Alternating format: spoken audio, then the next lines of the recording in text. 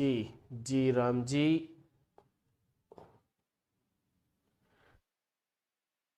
चलिए, तो अगर शुरू करें तो एक बात समझ में आती है कि हमारे सिलेबस के तहत जब हम जाते हैं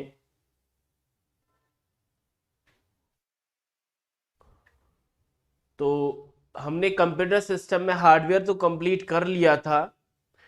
कल जब क्लास हुई थी तो हमने सॉफ्टवेयर कंसेप्ट की शुरुआत कर दी थी। किसकी? सॉफ्टवेयर की। अगर आपको याद हो तो कल हमने सॉफ्टवेयर पढ़ा था। सॉफ्टवेयर में सबसे पहले तो हमने सॉफ्टवेयर के कुछ कंसेप्ट बेस्ड टर्म जाने थे। जो सॉफ्टवेयर के कंसेप्ट बेस्ड टर्म है, चाहे तो वो सॉफ्टवेयर क्या है, उसकी डेफिनेशन जिसे हम ग्रुप ऑफ प्रोग्राम कहते थे। दूसरा था हमारे पास प्रोग्राम। प्रोग्राम क्या था सर? सीक्वेंस ऑफ इंस्ट्रक्शन जो कि प्रोग्रामिंग भाषा में लिखे जाते हैं फॉर अ कंप्यूटर एग्जीक्यूशन, यानी जिन्हें कंप्यूटर एग्जीक्यूट करता है। फिर हमारे पास फ्लो चार्ट था जो ये बताता था कि हमारा जब प्रोग्राम एग्जीक्यूट करेगा तो किन किन स्टेप को फॉलो करेगा। देन उसके बाद एल्गोरिथम था जो उस रूल्स को डिफाइन करता है कि जब प्रोग्राम एग्जीक्यूट होगा तो कैसे होगा।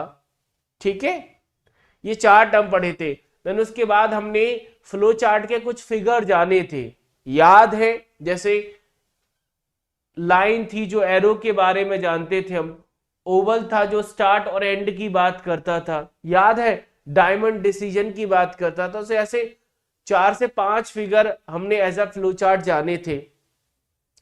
देन उसके बाद दूसरा कंसेप्ट हमारा निकल के आया था टाइप ऑफ सॉफ्टवेयर, जो कि सबसे इंपॉर्टेंट था। जब हमने टाइप ऑफ सॉफ्टवेयर की बात करी थी तो हमारे पास दो टाइप थे, पहला सिस्टम और दूसरा हमारे पास एप्लीकेशन। सिस्टम ऐसा सॉफ्टवेयर था जो सिस्टम के लिए जरूरी है, यानी हमारे कंप्यूटर के लिए जरूरी है, वो सिस्टम है। और सिस्टम में 4 से 5 एग्जाम्पल हमने जाने थे। सबसे पहला था ऑपरेटिंग सिस्टम, यानी ऐसा सॉफ्टवेयर जो सिस्टम के लिए सबसे जरूरी। भाई जब भी कंप्यूटर चालू करते तो सबसे पहला यही होता है। ऑपरेटिंग सिस्टम का क्या फंक्शन था? तो जब भी हमें किसी हार्डवेयर या अपने किसी सॉफ्टवेयर को ओपन करना चाहते तो उसके लिए जो कम्युनिकेशन के लिए जो इंटरफेस देता था वो हमारा ऑपरेटिंग सिस्टम था। सही बात है। ऑपरेटिंग सिस्टम के कई फंक्शंस थे जिनका जिक्र आज के इस वीडियो में होगा। लेकिन उसके बाद हमने ट्रांसलेटर जाना जिसमें 3 ट्रांसलेटर थे। ट्रांसलेटर का क्या काम था सर? हाई को या हमारी हम जो लैंग्वेज समझते उसे मशीन लैंग्वेज में ट्रांसलेट करता है। क्यों? क्योंकि आप जानते हैं कि हमारा कंप्यूटर सिर्फ एक ही भाषा समझता है जिसका नाम है बाइनरी। और बाइनरी का मतलब होता है 0 और 1। उसको कुछ नहीं पता, 0 या नो पे काम करता है। इसी बाइनरी लैंग्वेज को हम मशीन लैंग्वेज के नाम से भी जानते हैं और मशीन हमारी लो लेवल लैंग्वेज में आती थी। ठीक है, अब ट्रांसलेटर 3 थे। असेंबलर असेंबली को मशीन में बदलता है, कंपाइलर और इंटरप्रेटर दोनों के दोनों हमारे हाई से मशीन में ट्रांसलेट करते। अंतर क्या था? अंतर यह था कि सर कंपाइलर होल प्रोग्राम को पूरे को ट्रांसलेट करता था, इंटरप्रेटर लाइन बाय लाइन, यानी एक एक लाइन को एक एक बार में ट्रांसलेट करना है। यहीं पर इनके दो और बेसिक कंसेप्ट निकले थे। पहला, कंपाइलर ज्यादा स्पेस लेता है, स्पीड फास्ट होती है। इंटरप्रेटर कम स्पेस लेता है, स्पीड कम होती है। क्यों? क्योंकि एरर आने पर रुक जाता है। सही है। आगे गए तो यूटिलिटी की बात करी थी जिन्हें हम सर्विस प्रोग्राम कह रहे थे। सबसे पॉपुलर था, याद है? यानी कंप्यूटर को एनालाइज, मेंटेन, कॉन्फ़िगर या फिर हम ऑप्टिमम करना चाहते तो हम डील करते थे यूटिलिटी को, जिसमें एंटीवायरस था, फाइल कंप्रेशन था, फाइल डी फ्रैगमेंटर के अलावा बैकअप लेना है, सेबर है, बहुत सारे मतलब ऐसे सॉफ्टवेयर जो हमारे लिए जरूरी नहीं है, कंप्यूटर की परफॉर्मेंस को इनहेंस करे, वो हमारे जाते थे यूटिलिटी के अंदर। ठीक है, आगे जाने पर हमें मिलता था अगला फर्मवेयर। फर्मवेयर एक ऐसा प्रोग्राम और स्पेशली एम्बेडेड प्रोग्राम। फर्मवेयर क्या था? एक एम्बेडेड प्रोग्राम था जो किसी भी इलेक्ट्रॉनिक डिवाइस के या किसी भी इलेक्ट्रॉनिक डिवाइस में या डिवाइस को ऑपरेट करने के लिए उसमें एम्बेड होके आता था। एम्बेडेड इसीलिए बोला था क्योंकि पीस ऑफ प्रोग्राम से बना होता है, और कंप्यूटर के लिए जो एम्बेडेड प्रोग्राम या फर्मवेयर था वो हमारा बायोस था, जिसे हम बेसिक इनपुट आउटपुट सिस्टम कह रहे थे। देन उसके बाद गए थे हम डिवाइस ड्राइवर पे गए। डिवाइस ड्राइवर ही डिवाइस को चलाने वाला, जैसे गाड़ी को चलाने वाला ड्राइवर होता है ना, ऐसे डिवाइस से कम्युनिकेट करना चाहते तो डिवाइस ड्राइवर सॉफ्टवेयर हमारे काम में आता था। फिर हम आगे गए तो हमने कैटेगरीज यानी क्लासिफिकेशन किया था कंप्यूटर का, जिसमें प्रोग्रामिंग सॉफ्टवेयर निकला था। यानी जब कोई डेवलपर कोई प्रोग्राम बनाना चाहता है तो उसको जो टूल प्रोवाइड करता वो प्रोग्रामिंग सॉफ्टवेयर था, जिसमें हमारे पास इक्लिप्स था, कोडा है, नोटपैड प्लस प्लस है, सबलाइम टेस्ट है जो कि क्रॉस प्लेटफॉर्म पे काम करता है, चाहे वो लाइनेक्स हो, मैक हो, विंडो हो, किसी पे भी बात करें। ठीक है, इसके बाद आगे गए थे तो हमने कई और सॉफ्टवेयर का जिक्र किया जिसमें फ्री, जिसके लिए कोई पैसा नहीं देना पड़ता। शेयरवेयर यानी जो ट्रायल पर काम करते हैं। और जब हमने क्लासिफिकेशन के आधार पर सॉफ्टवेयर देखे थे तो सबसे पॉपुलर निकला था जिसका नाम है ओपन सोर्स। क्या नाम था? 3 शब्द थे जो ओपन सोर्स की डेफिनेशन को डिफाइन कर रहे थे। मैं उम्मीद करूंगा कि उन तीनों शब्दों को आप कमेंट बॉक्स में लिखेंगे कि ओपन सोर्स सॉफ्टवेयर को समझने के लिए मैंने आपको 3 शब्द बताए, वो कमेंट बॉक्स में लिख दीजिए। मैं एग्जांपल पे आता हूं। ओपन सोर्स के एग्जांपल में सबसे पॉपुलर एग्जांपल हमारा लाइनेक्स था, जो कि एक ऑपरेटिंग सिस्टम की कैटेगरी में आता है। ओपन ऑफिस, लिब्रे ऑफिस जो ऑफिस की कैटेगरी में है, वीएलसी मीडिया प्लेयर जो कि मीडिया प्लेयर की कैटेगरी में, फायरफॉक्स जो कि वेब ब्राउजर की कैटेगरी में है। ऐसे ही हमने और भी जाने थे, याद है पाइथन भी जानी थी जो कि लैंग्वेज में ओपन सोर्स के एग्जांपल में रखी जाती है। तो मैंने 3 शब्द बताए थे, उम्मीद है कि आप कमेंट बॉक्स में लिखेंगे। नहीं लिख पा रहे तो मैं बता देता हूं। देखो, पहला शब्द था फ्री, यानी इसके लिए कोई पैसा नहीं देना पड़ता। दूसरा शब्द क्या था? मॉडिफाई। अपनी डायरी ओपन कर लीजिएगा, भले ही आपने इस बार नहीं लिखा हो लेकिन पुरानी में लिखा है, एक बार सॉफ्टवेयर के पार्ट पर चले जाओ, वहां पर नजर आ जाएगा आपको।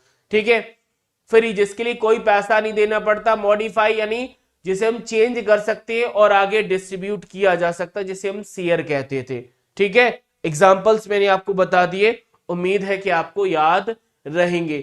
आगे गए थे तो हमने मैलिशियस की बात करी थी, जिन्हें मैलवेयर कह रहे थे, यानी जो कंप्यूटर को इन्फेक्ट करे, जिसमें हमारा वर्म था जो सेल्फ रेप्लिकेटिंग था, ट्रोजन हॉर्स था जो सेल्फ रेप्लिकेटिंग होता नहीं है, नहीं नॉट सेल्फ रेप्लिकेटिंग लेकिन दिखने में अच्छा होता है। इसके अलावा स्पाईवेयर, स्पाई का मतलब जासूस था, यानी जो हमारी सेंसिटिव इंफॉर्मेशन को स्टील कर थर्ड पार्टी को भेजता है, वो स्पाईवेयर है। ऐसे ही कीलॉगर भी जाना था हमने, जो की स्टॉक को स्टील करके थर्ड पार्टी को भेजता था, पढ़े थे ना। चलिए और बताऊं, और हमने एप्लीकेशन सॉफ्टवेयर की कुछ कैटेगरी जानी थी। कैटेगरी में अगर देखेंगे तो डेटाबेस में हमने ओरेकल, फॉक्स प्रो, हाँ, और एमएस एक्सेस, एक्सक्यूएल सर्वर, इनकी बात करी। अकाउंटिंग में टैली, बिजी की बात करी। ऐसे अलग अलग कैटेगरी जानी थी। वेब ब्राउजर की बात करी जिसमें गूगल क्रोम और हमारे बोला जाए सफारी था या एज था। अलग अलग ईमेल प्रोग्राम में हमने जीमेल की बात करी, आउटलुक की बात करी। तो ये सब संपूर्ण डिस्कशन था जो कल मैंने समझाया था, लेकिन एक फिगर और बताया था मैंने, एक फिगर और बताया था। कौन सा? चलिए उसे भी बता देता हूं। हमारे पास सोर्स कोड अवेलेबल था, ठीक है ना। इस सोर्स कोड को ऑब्जेक्ट कोड में कन्वर्ट या ट्रांसलेट किया जा रहा था। आपको बताना ये कि इस सोर्स कोड को ऑब्जेक्ट कोड में बदलता कौन है, वो आप बताइए, बाकी मैं बता रहा हूं। ऑब्जेक्ट कोड को एग्जीक्यूटेबल फाइल में, ऑब्जेक्ट कोड को जो एग्जीक्यूटेबल फाइल में बदलता है उसका नाम क्या था? सर उसका नाम लिंकर था, वो मैंने बता दिया। और एग्जीक्यूटेबल फाइल को हमारी मेन मेमोरी में लोड कराने का काम, मेन मेमोरी में लोड करने का जो काम है वो लोडर का है। किसका है? लोडर का। लेकिन मैं जानना चाहता हूं कि सोर्स कोड को ऑब्जेक्ट कोड में कौन बदलता है, सोर्स कोड को ऑब्जेक्ट कोड में कौन बदलता है, कमेंट बॉक्स में आ जाना चाहिए। ठीक है, ये फिगर लास्ट था, लेकिन इसके अलावा हमने कई और सॉफ्टवेयर के टर्म जाने थे। टर्म में हमने बात करी थी बग, बग का मतलब एरर है। हमने बात करी थी डीबग, डीबग का मतलब एरर को सही करना है। हमने एपीआई की बात करी थी, जो कि एपीआई जानते हैं ना, यानी जो एप्लीकेशन बनाने के लिए इंटरफेस देता था। हमने पैच की भी बात करी थी, पैच, और हमने सर्विस पैक की भी बात करी, ट्रबल शूटिंग की बात करी, ये सारे टर्म हमने जाने थे। देखो, लिंकर का काम है ऑब्जेक्ट कोड को एग्जीक्यूटिव में बदलना, और सोर्स कोड को ऑब्जेक्ट कोड में बदलने का काम था ट्रांसलेटर का। किसका काम था? ट्रांसलेटर का, जिसमें कंपाइलर इंटरप्रेटर हम रख रहे थे। ठीक है, ये जो चर्चा है वो हमारी कल हो चुकी थी। उम्मीद है कि आपको एक पिक्चर के तौर पर रिकॉल हो गई होगी, समझ में आया ना। अब हम आज के इस विषय पे जाते हैं कि आज हमें क्या चर्चा करनी है। तो आज के विषय पर पहुंचने से पहले हमें थोड़ा सा कल पर ही विचार जानना होगा। देखो, सिस्टम सॉफ्टवेयर में सबसे पॉपुलर एग्जांपल हमारा ऑपरेटिंग सिस्टम था, यानी ऑपरेटिंग सिस्टम सबसे आईएमपी मैंने बोला था। क्यों बोला था? क्योंकि जब भी किसी हार्डवेयर से कम्युनिकेट करना है या कोई सॉफ्टवेयर चलाना है तो उसके लिए जो इंटरफेस देता है ना, वो यही देता है। बट हमारे कंप्यूटर में ये सारे काम करता है। कैसे करता है, कौन करता है, कितने टाइप है, क्या हिस्ट्री है, ये सारी चीजें आज के इस वीडियो में हम जानने का प्रयास करेंगे कंप्लीटली। ठीक है, थोड़े से टर्म बेसिस रहेगा, वो मैं आगे के वीडियो में बताऊंगा, लेकिन कोशिश करेंगे कि आज ऑपरेटिंग सिस्टम की वजह से आप ये समझ जाए कि हमारे कंप्यूटर में सॉफ्टवेयर पर काम कैसे होता है, वो समझ में आ जाएगा। उसके लिए थोड़ी सी मदद लगेगी। जो मैंने आपको नोट्स भेजे थे, उन नोट्स को अगर आप रीड करके आए तो सेशन में एक्सप्लेन करना आसान रहता है, क्योंकि फिर मैं सारी चीजें लिखाऊंगा, सेशन लंबा हो जाता है। इसलिए बोलते हैं कि एक बार आप नोट से रीड करके आया करें, चीजें सिंपल और सरल हो जाती हैं। कोशिश किया करो। देखो, रीड का मतलब ये 5-10 मिनट लगती है। अक्सर सेशन लेट ही होता है, तो भाई आदत आपको होनी चाहिए कि सर जो करा रहे कम से कम उसे रीड कर लें। तो ये थोड़ी सी हैबिट बना लीजिए। सर जी, गुरु जी आ गया समझ में, वेरी गुड। क्या कहानी है, कहानी पर वापस आते हैं।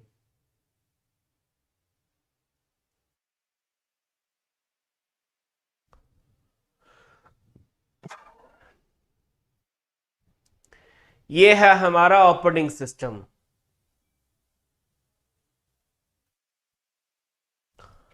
ऑपरेटिंग सिस्टम का अगर सिंपल और सरल डेफिनेशन लिखना चाहते हो तो ये वाला फिगर बना लीजिए। वैसे मैंने कल बनवा दिया था, फिर भी आप बना सकते हैं।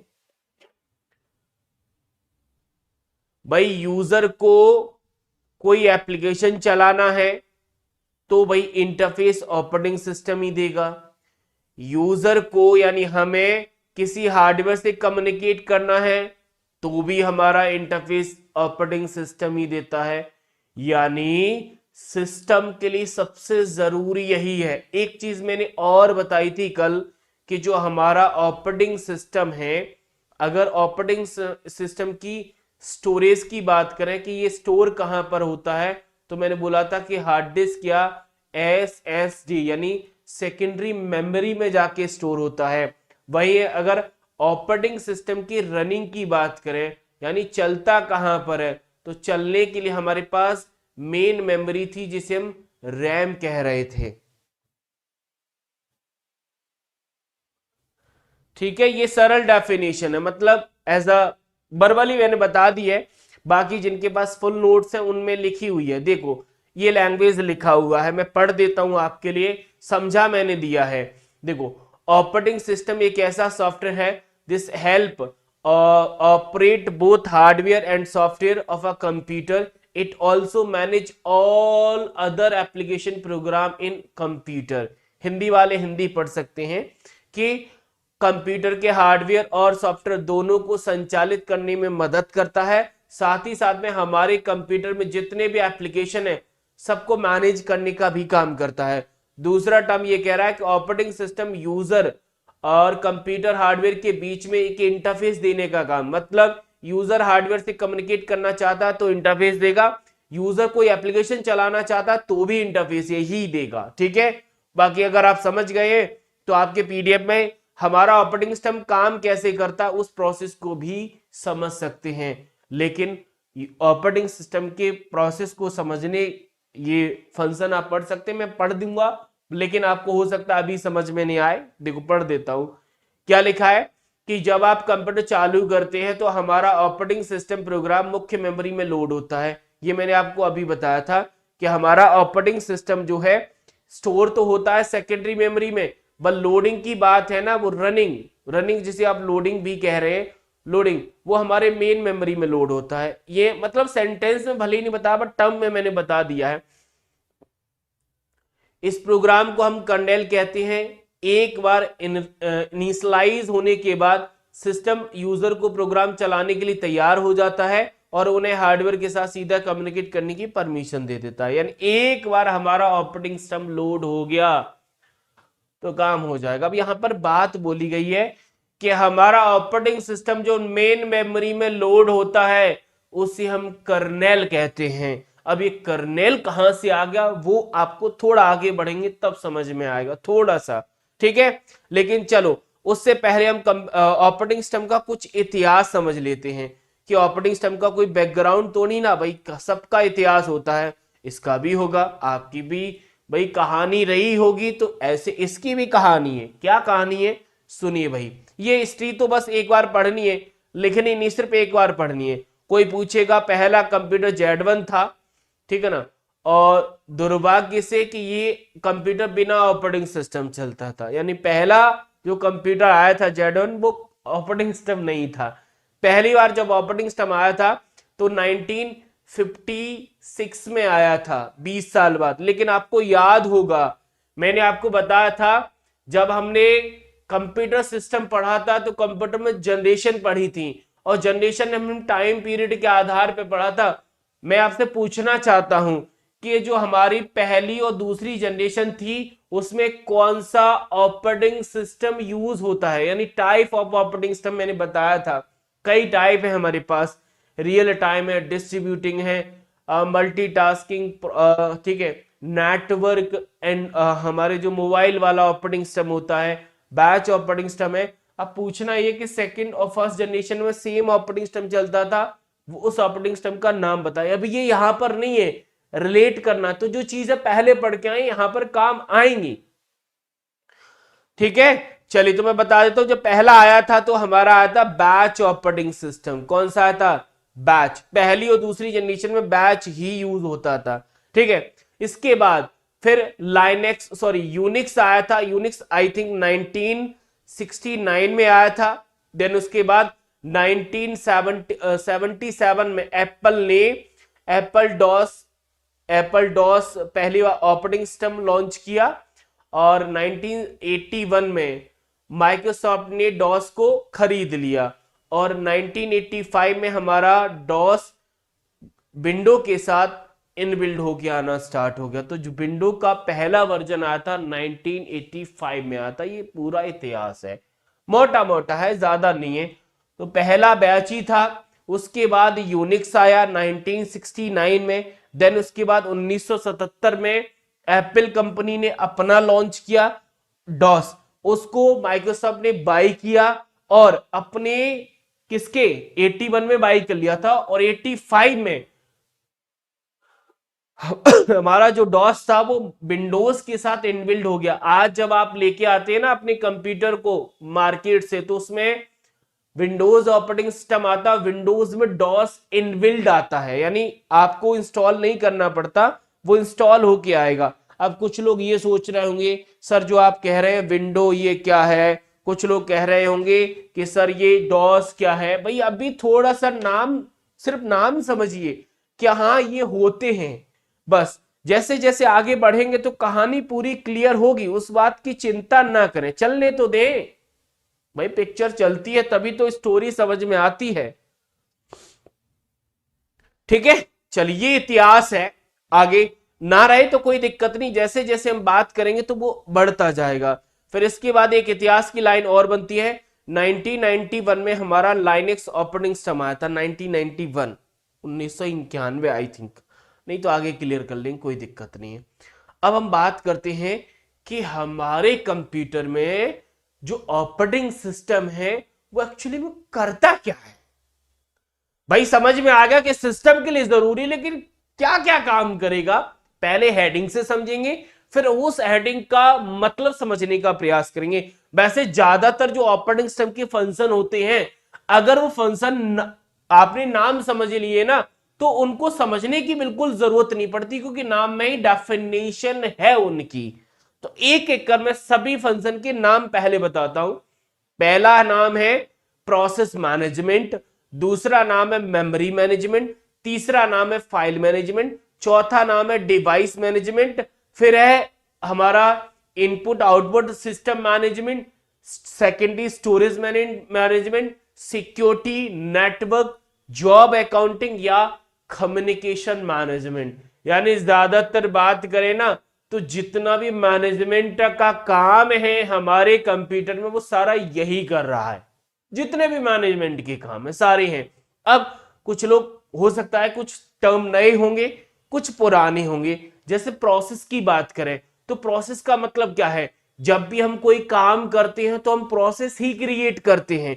तो उस प्रोसेस को क्रिएट करना, उस प्रोसेस को डिलीट करना, उस प्रोसेस को वेटिंग ले जाना, ये सारे काम ऑपरेटिंग सिस्टम के द्वारा ही परफॉर्म करे जाते हैं। भाई जब आप कोई भी टास्क करते हैं ना, तो प्रोसेस क्रिएट होती है, तो उस प्रोसेस का मैनेजमेंट, आपने प्रोसेस एमएस वर्ड ओपन किया तो प्रोसेस बन गई, तो उस प्रोसेस को क्रिएट किसने कराया, आप उस पर काम कर रहे हैं, बैकग्राउंड में चलाया तो वेटिंग में चला, तो ये सारे काम मैनेज करने का ऑपरेटिंग सिस्टम ही करता है। इसीलिए ज्यादा विषय नहीं है, मतलब आपको सोचा जाए कि ऑपरेटिंग सिस्टम के सारे फंक्शन आपको याद रखने नहीं रखने, भाई उनको सिर्फ इतने टर्म में लिख लीजिए। कोई अगर लिखना चाहता है ना हिंदी में, तो ये हिंदी में लिखो भाई, ये स्क्रीनशॉट ले लो, ये स्क्रीनशॉट ऑपरेटिंग सिस्टम के फंक्शन के तौर पर आपके अपनी नोटबुक में लिखना है, इतना लिखना है। मैं सिंपल वर्ड में बता दूं, देखो प्रोसेस को क्रिएट करना, डिलीट करना, ये प्रोसेस मैनेजमेंट में आता है। मेमोरी का अलोकेशन और डीएलोकेशन करना मेमोरी मैनेजमेंट में आता है। डिवाइस मैनेजमेंट यानी सभी डिवाइसेस को ट्रैक करना, किस डिवाइस को किस प्रोसेस को देना, यानी डिवाइस का अलोकेशन और डीअलोकेशन। अलोकेशन का मतलब होता है कि डिवाइस किसको अलोकेट करानी है। भाई किसी को प्रिंटर की जरूरत है तो उसको प्रिंटर देना, अगर उसका काम खत्म होगा तो उससे प्रिंटर लेना। भाई कोई प्रोसेस काम कर रही है तो उसको मेमोरी की जरूरत है तो मेमोरी देना, अगर उसका काम खत्म हो गया तो मेमोरी लेना।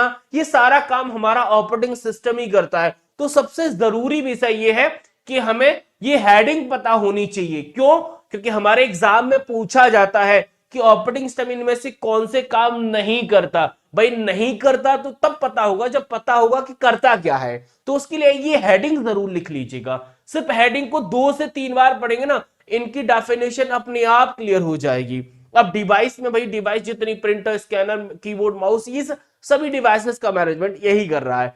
आगे जाएंगे तो यूजर की, देखो इनपुट आउटपुट सिस्टम का मैनेजमेंट ये होता है कि यूजर को डिवाइस जो है ना, जितनी भी हमारे इनपुट आउटपुट डिवाइसेस कनेक्टेड हैं, उन डिवाइसेस की जो खासियत है, खासियत का मतलब उन डिवाइसेस का जो डिटेल है ना, वो यूजर के साथ शेयर नहीं करता। यूजर को काम करना है, काम कर लिए, उसके मतलब उसका क्या एड्रेस है, मतलब किस कंपनी, फर्क नहीं है, आप सिर्फ उसका यूज करिए जाइए। यानी डिवाइसेस का जो फीचर्स है, डिवाइसेस के बारे में जो इंफॉर्मेशन है, उसको भी यूजर से बचा के रखता है हमारा।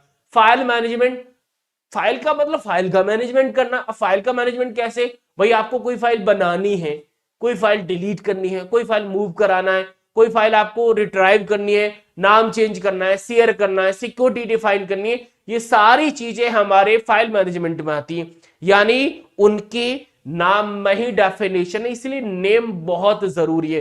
भाई सुरक्षा की बात है तो सुरक्षा की बात भी यही करेगा। अगर आपके शेड्यूल का मैनेजमेंट है, शेड्यूल का मतलब है कि हमारे यूजर और जॉब के बीच में समय और रिसोर्सेज को ट्रैक करके रखना, कि भाई कौन से टास्क को कितना समय देना है हमारे सीपीयू का, और कौन सा यूजर किस समय पर कौन सा रिसोर्सेस एलोकेट कराना है, ये शेड्यूल का मैनेजमेंट भी हमारा ऑपरेटिंग सिस्टम ही करता है।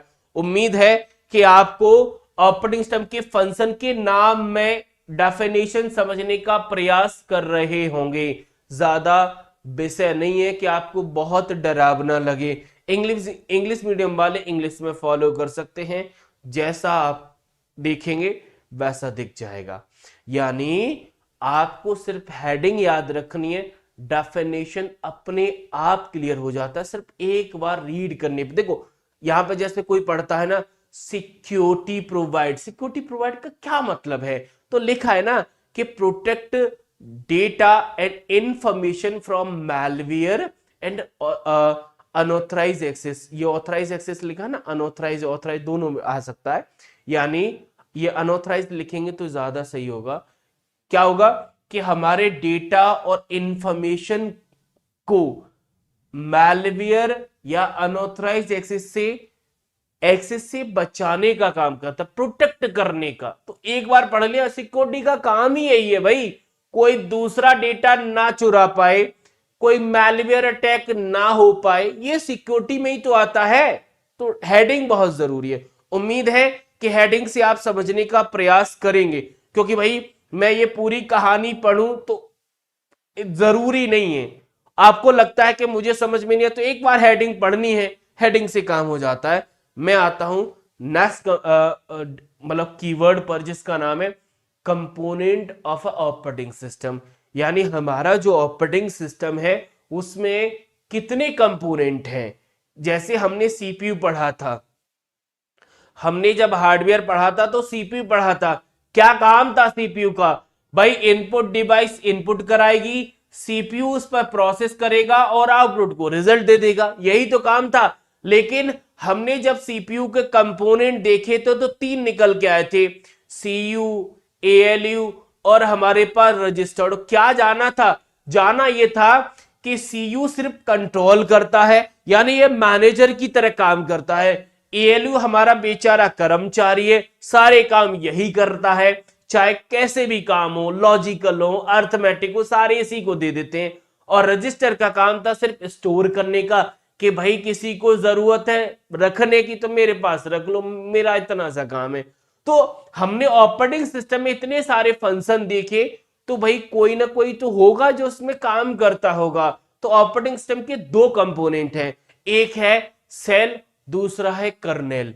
अब इनको कैसे बनाएंगे एज अ फिगर, वो आप ऐसे बनाइएगा। देखो हमने फिगर ऐसे बनाया था ऑपरेटिंग सिस्टम का कि यूजर हमारा ऊपर होता है, हार्डवेयर हमारा नीचे होता है, ठीक है ना, और ऑपरेटिंग सिस्टम का ये डब्बा है। अब इस डब्बे में कर्नेल और अगर सेल का पोजीशन डिफाइन किया जाए तो कर्नेल का संबंध हमारे यूजर से रहता है, सॉरी सेल का संबंध यूजर से और कर्नेल का संबंध हमारे हार्डवेयर से होता है।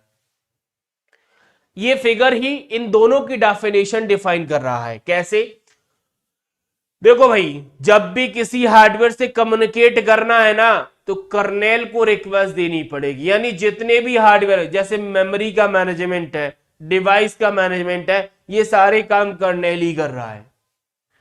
और यूजर जब भी कोई इंस्ट्रक्शन देता है, जब भी कोई कमांड देता, मतलब हम जब भी कोई रिक्वेस्ट भेजते हैं ना तो हमारी कमांड को लेने का जो काम है ना वो सेल करता है। यानी रिसेप्शनिस्ट जो है ना, रिसेप्शन पे बैठा जो बंदा है वो सेल है, हमारी रिक्वेस्ट सुनेगा, उसे आगे तक पहुंचाएगा। तो सेल का काम है कि यूजर की कमांड को इंटरप्रेट करना, मतलब उनकी कमांड को चेंज करना, जिससे हमारा कर्नेल समझ पाए कि यूजर चाहता क्या है। इतना सा काम है। अगर आपको ये शॉर्ट शब्दों में समझ में आया हो तो मैंने यहां पर कंप्लीट इंफॉर्मेशन लिखी है। अब आपकी मदद के लिए एक बार मैं पढ़ना चाहता हूं। क्या लिखा है, shell handle user interaction. User का जो बातचीत है ना वो हमारा सेल ही हैंडल करता है। सेल ऑपरेटिंग सिस्टम का आउटर मोस्ट लेयर है, बाहरी लेयर है, क्योंकि यूजर से कनेक्ट है तो बाहरी लेयर हो जाएगी, ठीक है। अब हमारे सिस्टम के बीच में बातचीत करने के लिए इसके एक्चुअली में काम क्या है, तो काम करने के लिए इसमें तीन चीजों में डिफाइन किया गया है कि यूजर की इनपुट देने के लिए, यानी यूजर इनपुट देगा तो इसी को देगा। यूजर को जब भी कोई इंस्ट्रक्शन देना है तो इसी सेल को दिया जाएगा, ये पहला काम है, ठीक है। अब यूजर ने जो इंस्ट्रक्शन दिए हैं उनको इंटरप्रेट करना, मतलब उनको उस भाषा में चेंज करना जिसे ऑपरेटिंग सिस्टम समझ पाए, वो भी हमारा सेल ही करता है। साथ ही साथ में जब ऑपरेटिंग सिस्टम का आउटपुट आएगा तो उसको हैंडल करने का काम भी यही करेगा, क्योंकि आउटपुट हमें चाहिए और हमें भी यही देगा, ठीक है। चलिए, ऐसे ही काम समझते हम कर्नेल का। कर्नेल का काम मैंने बता दिया कि हमारे हार्डवेयर से कनेक्ट रहता है। कर्नेल के लिए एक टर्म आता है क्या, कि it is a core component of an operating system, यानी हमारे ऑपरेटिंग सिस्टम का सबसे मेन जो कंपोनेंट है वो यही है। अगर आप मेरी बात ये समझ गए हैं तो मैं एक और पूछना चाहता हूं आपसे प्रश्न। पूछो, क्या हमने सीपीयू के 3 कंपोनेंट पढ़े हैं, सीपीयू का कोर कंपोनेंट कौन सा है? कमेंट बॉक्स में बताएं। अब कोर क्यों है? कोर इसीलिए है क्योंकि ऑपरेटिंग सिस्टम के जितने भी काम है ना, जितने भी, कौन कौन से, जैसे डिवाइस का मैनेजमेंट करना है, नेटवर्क का मैनेजमेंट करना है, फाइल मैनेजमेंट है, प्रोसेस है, मेमोरी है, ये सारे काम कर्नेल को ही करने पड़ते हैं। सेल का तो सिर्फ इतना सा काम है कि यूजर ने कोई कमांड दी, उसको पहुंचाना कि भाई इस यूजर की ये रिक्वेस्ट है, काम करिए। मतलब वो तो मीडिएटर है, ट्रांसलेटर है, काम किसी और को ही करना, काम कर्नेल करता है। कर्नेल कोर है, कोर के साथ साथ इसे इनर मोस्ट लेयर बोला जाता है। इनर मोस्ट लेयर होता है, यानी अंदर का पार्ट है, ये बाहर का नहीं है। कमेंट बॉक्स में बताएं। कर्नेल नहीं पूछा था यार, मैंने पूछा है कि हमारे सीपीयू का कोर कंपोनेंट कौन सा है। कोर का मतलब है जो सारे काम करता है। अच्छा, जिन्होंने अभी कमेंट बॉक्स में लिख दिया है, मैं देख पा रहा हूं आंसर गलत आ रहे, फिर भी आप थोड़ा सा प्रयास करिए समझने के आधार पर। सीपीयू में जो सारे काम करता है वही उसका कोर कंपोनेंट है। जैसे ऑपरेटिंग सिस्टम में सारे काम कर्नेल करता है, तो कर्नेल ऑपरेटिंग सिस्टम का कोर कंपोनेंट है। सिमिलर डिफाइन करना है। आप प्रयास अच्छा किया आपने, बट वो गलत है, फिर भी प्रयास करिए। बहुत लोगों ने सीयू सीयू सीयू बोला सबने, जो कि गलत है। हाँ, रोहित जी, दीपिका, अब सही पकड़ा आपने। अभिषेक जी, हिमांशु, बिल्कुल सही है, अब सही पहुंचे आप, क्योंकि सारे काम तो हमारा एएलयू कर रहा था ना, जिसे हम एम्प्लॉय डिफाइन कर रहे थे। ठीक है,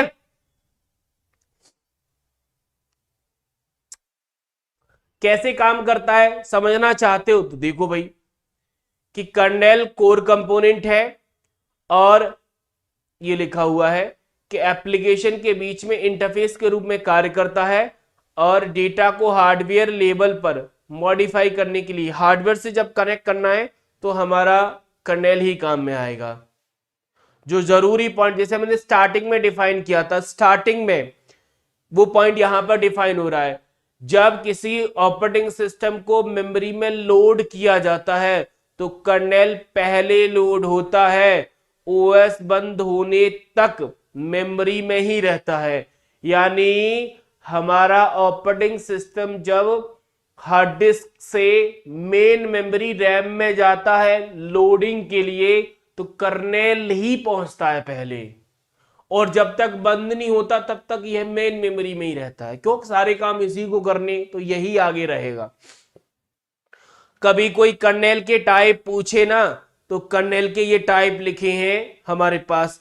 एक मोनोलिथिक होता है, माइक्रो कर्नेल है, हाइब्रिड के साथ साथ इको कर्नेल। 4 कर्नेल है। अगर इनको डीप करना चाहते हैं तो हमारे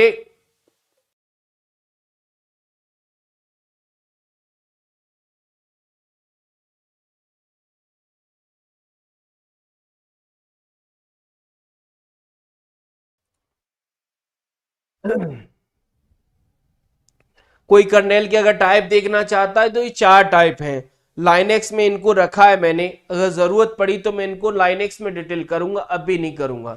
लाइनेक्स करेंगे ना तब हम काम करेंगे। तो यहां पर हमारा जो की कंसेप्ट है वो कंपोनेंट ऑफ ऑपरेटिंग सिस्टम खत्म हो जाता है। अब हम चलते हैं एक नेक्स्ट की कंपोनेंट पर, जिसका नाम है टाइप ऑफ ऑपरेटिंग सिस्टम, यानी हमारे ऑपरेटिंग सिस्टम होते कितने प्रकार के। अभी हमने फंक्शन देखे थे, फंक्शन के बाद हमने कंपोनेंट देखे, अब कंपोनेंट के बाद टाइप्स देखे। टाइप्स में थोड़ा इशू हो सकता है, वो भी कुछ ही टाइप में, बट मैं इनको सिंपल कर जाऊंगा। जिस टाइप में आपको दिक्कत आएगी ना उसको मैं सिंपल कर जाऊंगा।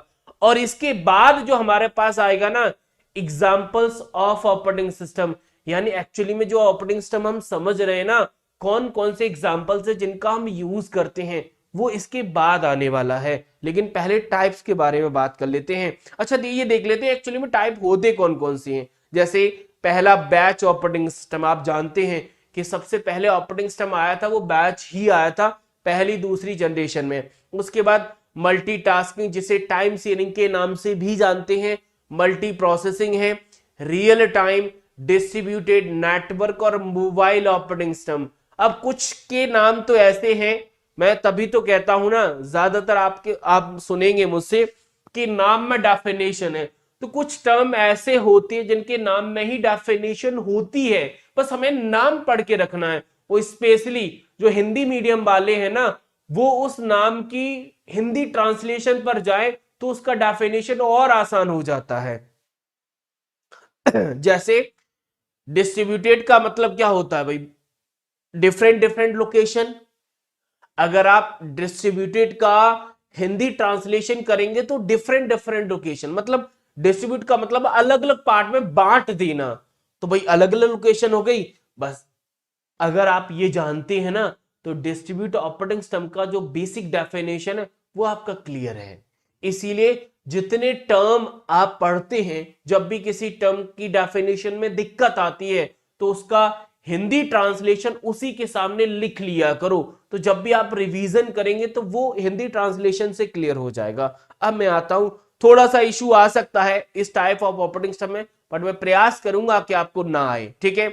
चलिए कोशिश करेंगे, कुछ टर्म में हाईलाइट करूंगा, वो आपको लिखने की जरूरत है, क्योंकि मैंने यहां पर ऑपरेटिंग सिस्टम को थोड़ा डीप किया है, और मैंने थोड़ा सा डीप किया है क्योंकि पूछा जाता है कभी कभी। फिर भी अगर शॉर्ट कोई करना चाहता है तो शॉर्ट का भी तरीका मैं शॉर्ट में, अगर आप बोलोगे शॉर्ट में बाद में बताऊंगा, पहले हम डीप की बात कर लेते हैं, क्योंकि पूरा डीप हो जाएगा तो शॉर्ट फिर मैं जब प्रेशर बढ़ेगा ना माइंड पे तो शॉर्ट करा दूंगा, ठीक है। चलिए तो पहले बात करते हैं, ये देखो बैच ऑपरेटिंग सिस्टम हमारा फर्स्ट ऑपरेटिंग सिस्टम है, ये मैंने पहले ही बता दिया है, पहली और दूसरी जनरेशन में इसका यूज हुआ था, इसमें कोई डाउट नहीं है।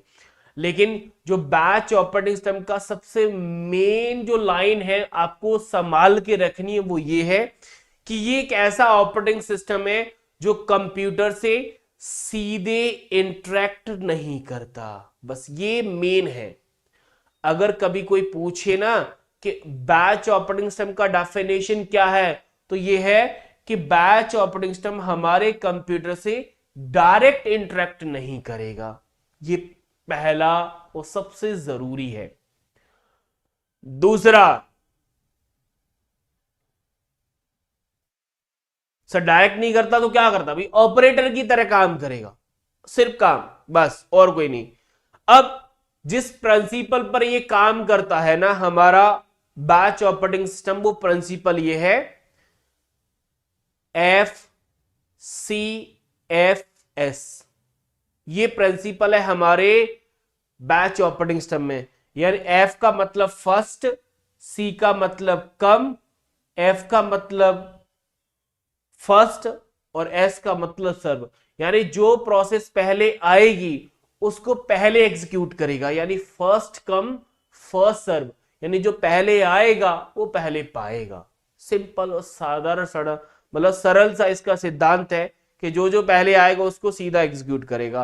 अब इस बैच ऑपरेटिंग सिस्टम को, या जब ऑपरेटिंग सिस्टम के हम टाइप पढ़ रहे हैं ना, वो डिफिकल्ट क्यों होते हैं, उसका रीजन ये है क्योंकि मैंने यहां पर इन ऑपरेटिंग सिस्टम के एडवांटेज और डिसएडवांटेज रखे, यानी इनके लाभ और हानि भी रखे, जो अक्सर पूछी नहीं जाती, बट इनकी डेफिनेशन को ऑल क्लियर डिफाइन करनी, मतलब और क्लियर करना है ना, तो यूज करी जाती हैं।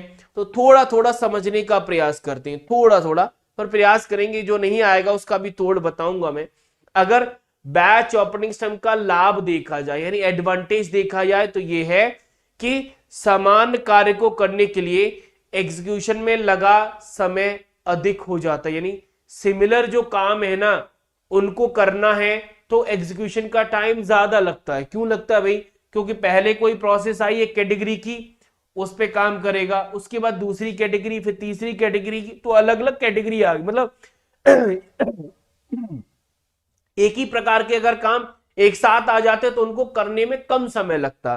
बट यहां पर क्या है कि उसको जिस सीक्वेंस में काम दिए गए उसमें करना है, कैटेगराइज नहीं करता, इसीलिए काम ज्यादा लगता है। दूसरा, multi user batch operating batch system share कर सकते हैं, यानी मल्टी यूजर इस बैच ऑपरेटिंग सिस्टम पे काम कर सकते हैं। बैच जो सिस्टम है बड़े कार्य मैनेजमेंट को आसान बनाता है, बड़े लेवल पे काम है तो उसको आसान कर देगा। साथ ही साथ में बैच के लिए जो एग्जीक्यूशन का टाइम है वो बहुत कम होता है। क्यों? क्योंकि सारे काम को बैच में डिवाइड कर देता है। अब आता है इसका डिसएडवांटेज, जो कि एक बार एग्जाम में पूछा गया था कि बैच ऑपरेटिंग सिस्टम का डिसएडवांटेज क्या है। तो डिसएडवांटेज है कि इसमें डीबग करना कठिन होता है, यानी अगर कोई गलती आ गई ना तो उस गलती को सुधारना इसमें सबसे कठिन है। दूसरा पॉइंट है कि ये बहुत महंगे होते हैं, बहुत महंगे, ये इनके दो डिसएडवांटेज हैं बस। और जॉब फेल हो जाता है तो ये तो भाई अन्य जॉब समस्या हल होने तक प्रतीक्षा करेंगे। इसका मतलब ये है कि हमारी जितनी भी जॉब्स आई हैं, अगर पहले जॉब में कोई इशू आ गया है तो वो ये नहीं करेगा कि पहले को वेटिंग डाल दे दूसरी को एग्जीक्यूट कर दे, नहीं, जब तक उस जॉब को सॉल्व करनी देता तब तक सब सारी जितने भी काम हमारे जो प्रोसेस है सब सारे वेट करेंगे। क्योंकि उसका सिंपल सिद्धांत है, जो पहले आएगा जब तक उसका काम नहीं कर देता तब तक सारे वेटिंग में जाएंगे, तो फिर टाइम ज्यादा ही लगना है। इसीलिए इनकी कुछ विफलताएं रही। कुछ हमारे पास एग्जाम्पल्स हैं जो इनको समझने में थोड़ा आसानी करते हैं, जैसे पेरोल सिस्टम है, बैंक स्टेटमेंट है, डेटा की एंट्री करनी है, तो ये हमारे बैच ऑपरेटिंग सिस्टम में देखे जाते हैं। अब आता है डिस्ट्रीब्यूटेड। जैसा कि मैंने बताया था, डिस्ट्रीब्यूटेड का मतलब है कि अलग अलग पार्ट में डिवाइड कर देना। क्या मतलब है इसका? यानी सिस्टम में कई प्रोसेसर अलग अलग लोकेशन या अलग अलग मशीन में होते हैं, जिससे हमारी जो प्रोसेसिंग है ना, जो हमारा कंप्यूटेशन है वो बहुत ही ज्यादा फास्ट होता है। इसका मतलब ये समझिए कि अगर किसी ऑर्गेनाइजेशन में, जैसे आप जहां पर काम करते हैं, अगर आप जिस पोस्ट पर हैं उस पोस्ट पर आप जैसे कई दूसरे हो तो आप चले जाओ फर्क नहीं पड़ेगा, आप बीमार हो गए फर्क नहीं पड़ेगा, क्यों? दूसरा तो है ना। समझ रहे हो? ऐसे ही डिस्ट्रीब्यूटिंग में होता है कि डिस्ट्रीब्यूटिंग में एक जैसे कई होते हैं तो वो फ्री होते हैं, सब अपने आप में फ्री है, काम दे दिया जाता है करके सीधा दे देते हैं। यानी जो होस्ट होता है ना, होस्ट, उस पर लोड बहुत कम पड़ता है, जो मेन व्यक्ति है ना, क्योंकि सारे काम वो डिस्ट्रीब्यूट कर देता है अपने जो एम्प्लॉइज हैं उनको। ये काम हमारे डिस्ट्रीब्यूट ऑपरेटिंग सिस्टम का होता है। तो ये सारी चीजें पढ़ सकते हैं। बट डिस्ट्रीब्यूट की कुछ क्वालिटीज है, कुछ डिसएडवांटेज है। डिसएडवांटेज में सबसे है कि सेटअप में लागत यानी खर्चा बहुत आता है। खर्चा इसीलिए आएगा क्योंकि एक काम करना है, एक काम के लिए भी दो व्यक्ति रखे तो खर्चा तो आना है ना। समझ रहे हैं? यानी एक काम कोई कर सकता है, उस काम के लिए दो व्यक्ति रखें। जैसे हमने ऑफिस में सपोज फोन की क्वेरी के लिए दो व्यक्ति रखे, अगर कोई एक चला जाता तो फर्क नहीं पड़ता, तो जाहिर सी बात है ज्यादा लगेगा ना, लेकिन काम फास्ट होगा। भाई दो व्यक्ति अगर क्वेरी डील करेंगे तो जल्दी होगा। इसीलिए डिस्ट्रीब्यूटिंग की बात होती है कि ये प्रोसेसिंग या कंप्यूटेशन को बहुत फास्ट करता है। ठीक है। और लोकोज इसमें सबसे पॉपुलर एग्जांपल है एज अ ऑपरेटिंग सिस्टम अगर पूछा जाए तो। अब आता है बैच के बाद सबसे इंपॉर्टेंट और सबसे जरूरी मल्टीटास्किंग। इस नाम को एक से दो बार बोल कर देखो बस, और कुछ नहीं करना, अपने आप डेफिनेशन आ जाएगा। बोलिए मल्टीटास्किंग। समझ रहे हैं? मल्टीटास्किंग मतलब ऐसा ऑपरेटिंग सिस्टम जो एक समय में कई काम कर सकता है। टास्किंग का जानते हैं? टास्क मतलब काम करना। जैसे अभी आप क्लास देख रहे हैं कुछ ऐसे होंगे जो खाना भी खा रहे होंगे, कुछ ऐसे हैं जो दूसरे काम भी कर रहे होंगे, कोई चल रहा होगा, कोई ऑफिस से आ रहा होगा, तो बट क्लास भी देख रहा है, मल्टीटास्किंग। वो दो काम या मल्टी काम एक साथ करे, वो मल्टीटास्किंग होता है। तो हमारा कंप्यूटर भी जो ऑपरेटिंग सिस्टम है वो मल्टीटास्किंग फीचर्स को फॉलो करता है। अब ये जो मल्टीटास्किंग है, इस मल्टीटास्किंग को हम टाइम शेयरिंग भी कहते हैं। टाइम शेयरिंग यानी मल्टीटास्किंग ऑपरेटिंग सिस्टम की जो फीचर्स है ना, वो टाइम शेयरिंग की वजह से ही हो पाता है। कैसे? आप क्लास देख रहे हो, खाना खाना है, तो आपने टाइम मैनेज किया कि मेरा आंखें वहां पे रहेंगी, हाथ नीचे जाएगा। तो ऐसे आपने अपने टाइम को डिवाइड कर रखा है कि मुझे काम कैसे करना है। और यही वजह है कि टाइम शेयरिंग की वजह से हमारा ऑपरेटिंग सिस्टम मल्टीटास्किंग कर सकता है, एक समय में कई कार्य। ठीक है, ये पूरी कहानी लिखी हुई है, पढ़ सकते हैं। मैं सीधा एडवांटेज और डिसएडवांटेज पर आता हूं और एग्जांपल भी दूंगा। पहला एडवांटेज है कि प्रत्येक टास्क को एग्जीक्यूट करने के लिए समान समय मिलता है। मतलब अगर काम करना है तो उसके एग्जीक्यूशन के लिए बिल्कुल समय समान मिलेगा। सीपीयू का जो निष्क्रिय समय होगा वो सबसे कम यूज होगा। मतलब सीपीयू को किसी भी प्रोसेस को एग्जीक्यूट करने के लिए जितना टाइम चाहिए उतना ही टाइम लगेगा, बाकी वो नहीं लगेगा, वो वेट नहीं करेगा। क्यों नहीं करेगा? क्योंकि सीपीयू को कोई टास्क दिया, अगर टास्क में एरर, तो भाई तू लाइन में खड़ा हो जा, दूसरा आ जाए, तो जितना टाइम उसे एग्जीक्यूट करने के लिए चाहिए उतना ही लगेगा, इसी की वजह से। दूसरा, सॉफ्टवेयर के डुप्लीकेशन की संभावना बहुत कम होती है, यानी डुप्लीकेट बहुत कम आ पाएंगे। क्यों? क्योंकि डुप्लीकेट तो आ ही नहीं सकते भाई, काम व्यक्ति कर रहा है, उसकी देखरेख में मल्टी हो रहे हैं, तो डुप्लीकेशन की तो क्योंकि तुरंत हो रहा है ना, अब तुरंत में डुप्लीकेट तुरंत पकड़ा जाएगा। बाद में हो सकता है कि बाद में आपको पता चले कि काम हो रहा है कि नहीं हो रहा, तो वो समझ में नहीं आता। अब कुछ डिसएडवांटेज भी है। डिसएडवांटेज में सबसे पहला डिसएडवांटेज है कि ये प्रायोरिटी वाली जो प्रोसेस है ना, उन्हें पहले एग्जीक्यूट नहीं कर पाता, ये इसकी विफलता मानी जाती है। भाई किस काम को पहले करना है ये डिफाइन नहीं कर पाता है हमारा मल्टीटास्किंग ऑपरेटिंग सिस्टम। ठीक है। दूसरा है कि अनऑथराइज एक्सेस के लिए मल्टी यूजर, क्योंकि अनऑथराइज एक्सेस भी हो सकता है। भाई जब मल्टी काम करेंगे तो कोई मैलिशियस भी आ जाएगा जिससे हमारे सिस्टम में इन्फेक्ट हो जाएगा। और लास्ट है कि कभी कभी डेटा कम्युनिकेशन में प्रॉब्लम भी हो जाती है कभी कभी, क्योंकि इतने सारे काम करोगे ना तो किससे क्या बोलना है अक्सर माइंड से चला जाता है। ठीक है ना। तो ये हमारा मल्टी है। मल्टी का मतलब टाइम शेयरिंग, और इसका सबसे बेहतरीन एग्जांपल हमारे पास आता है लाइनेक्स और यूनिक्स। दोनों ऑपरेटिंग सिस्टम हम मल्टीटास्किंग में ही रखते हैं, लेकिन मल्टीटास्किंग में हमारे पास विंडोज भी आता है। विंडोज एक और होता है हमारे पास, एक और टाइप है multi user operating system. Multi user operating system वो आपके नोट्स में नहीं है बट यहां पे लिख लीजिए। जैसे मल्टीटास्किंग था यानी एक समय में कई काम कर सकता है, वैसे ही मल्टी यूजर यानी एक समय में एक सिस्टम पे कई लोग काम कर सकते हैं, तो मल्टी यूजर है। और मल्टी यूजर के दो एग्जांपल हैं हमारे पास, लाइनेक्स और यूनिक्स। ये दोनों मल्टी यूजर के एग्जांपल्स हैं, लिख लीजिएगा, ये पीडीएफ में नहीं मिलेगा आपको। मल्टीटास्किंग एक समय पे कई काम करना, और मल्टी यूजर का मतलब एक समय पे कई यूजर काम करना। सबसे पॉपुलर एग्जांपल यूनिक्स लाइनेक्स, यानी यहां से निकल रहा है कि यूनिक्स लाइनेक्स जो ऑपरेटिंग सिस्टम है वो मल्टीटास्किंग के साथ साथ मल्टी यूजर भी होते हैं। ये लिख लीजिएगा, नोट्स में अवेलेबल नहीं है। अब हम चलते हैं नेटवर्क। अब जैसे जैसे आगे बढ़ेंगे, अगर अभी तक का ऑपरेटिंग सिस्टम जितने टाइप पढ़ाए वो क्लियर है ना, तो आने वाले ऑपरेटिंग सिस्टम तो भाई नाम में डेफिनेशन से ही खत्म हो जाएंगे। जैसे नेटवर्क ऑपरेटिंग सिस्टम का मतलब ये है कि ऐसा ऑपरेटिंग सिस्टम जो सर्वर पर चलता है। क्यों चलता है? क्योंकि नेटवर्क भाई जो बनाता है ना वो सर्वर बनाता है। क्यों? क्योंकि सारे डिवाइसेस का मैनेजमेंट यही करता है। कैसे भाई, किसको फाइल शेयर करनी है, किसको एप्लीकेशन शेयर करना है, प्रिंटर है, सिक्योरिटी है, अदर जो नेटवर्क के फंक्शन है, वो सारे हमारे ये नेटवर्क ऑपरेटिंग सिस्टम ही देखता है। तो नेटवर्क का सिंपल सा मतलब लिखो कि ऐसा ऑपरेटिंग सिस्टम जो सर्वर पर चलता है, बस।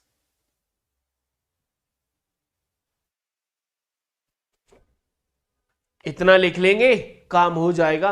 क्योंकि नेटवर्क में काम होता है कम्युनिकेशन का, कोई भी रिसोर्सेस शेयर का। रिसोर्सेस में हमारे पास कई चीजें आती हैं, file, devices, application, printer, security या अदर फंक्शन, सारे डील हो जाते हैं।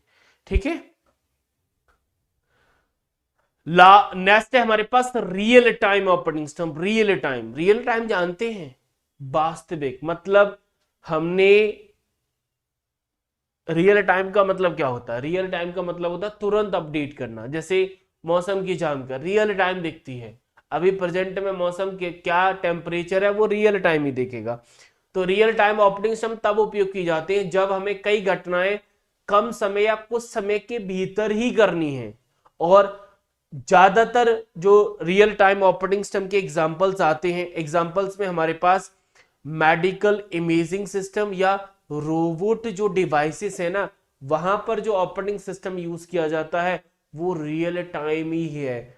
भाई जो आप सिटी स्कैन या एमआरआई जो कराने जानते हैं, वहां पर जो ऑपरेटिंग सिस्टम यूज हो रहा है वो रियल टाइम है। रोबोट में जो ऑपरेटिंग सिस्टम होता है वो रियल टाइम है, यानी आपने कोई काम बोला वो उसे तुरंत करके देगा। ये होता है रियल टाइम। मतलब रियल टाइम मतलब वास्तविक समय में सारी चीजें करना। अब इसमें आप एडवांटेज और डिसएडवांटेज पढ़ सकते हैं। एडवांटेज का मतलब ये होता है कि सभी रिसोर्सेज में अधिक प्रोडक्शन प्रदान करता है, क्योंकि सिस्टम का अधिक उपयोग होता है। मेमोरी का एलोकेशन इसमें सबसे महत्वपूर्ण माना जाता है भाई, क्योंकि मेमोरी है तभी वो काम कर पाएगा। सिस्टम में एरर फ्री होता है, रियल टाइम में एरर फ्री होगा। क्यों? क्योंकि गलती होगी तो रियल टाइम में सही रिजल्ट नहीं दे पाएगा।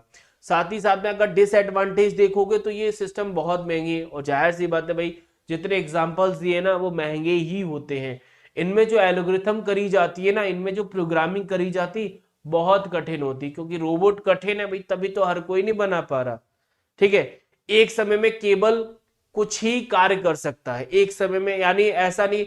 रियल टाइम जो ऑपरेटिंग सिस्टम है वो मल्टी टास्किंग में नहीं जाता, हाँ कुछ लिमिट तक जाता है, लेकिन आप ये कह सकते हैं कि ये लिमिट में ही रहता है। ठीक है।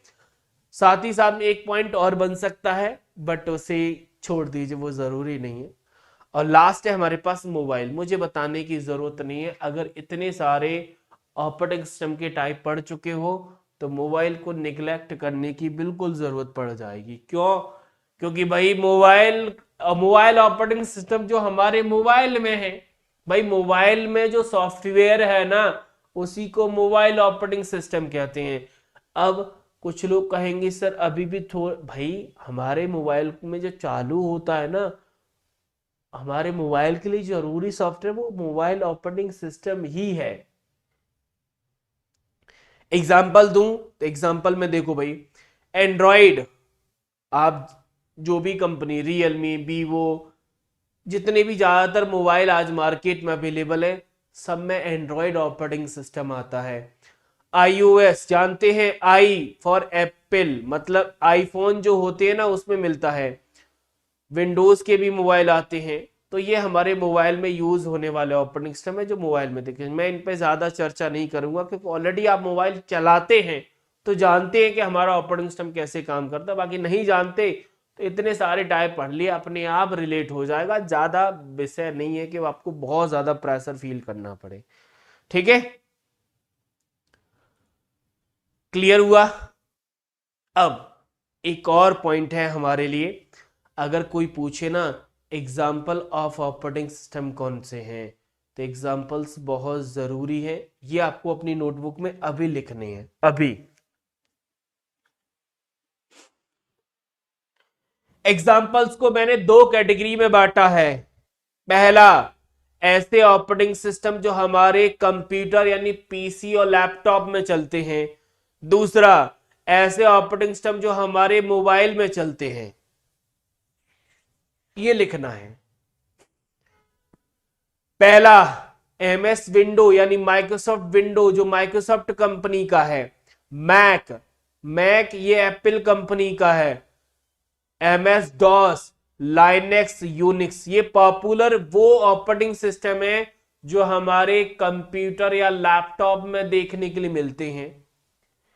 दूसरे हमारे पास मोबाइल, एंड्रॉयड जो कि गूगल कंपनी का, भाई गूगल का है एंड्रॉयड, ये ओपन सोर्स है।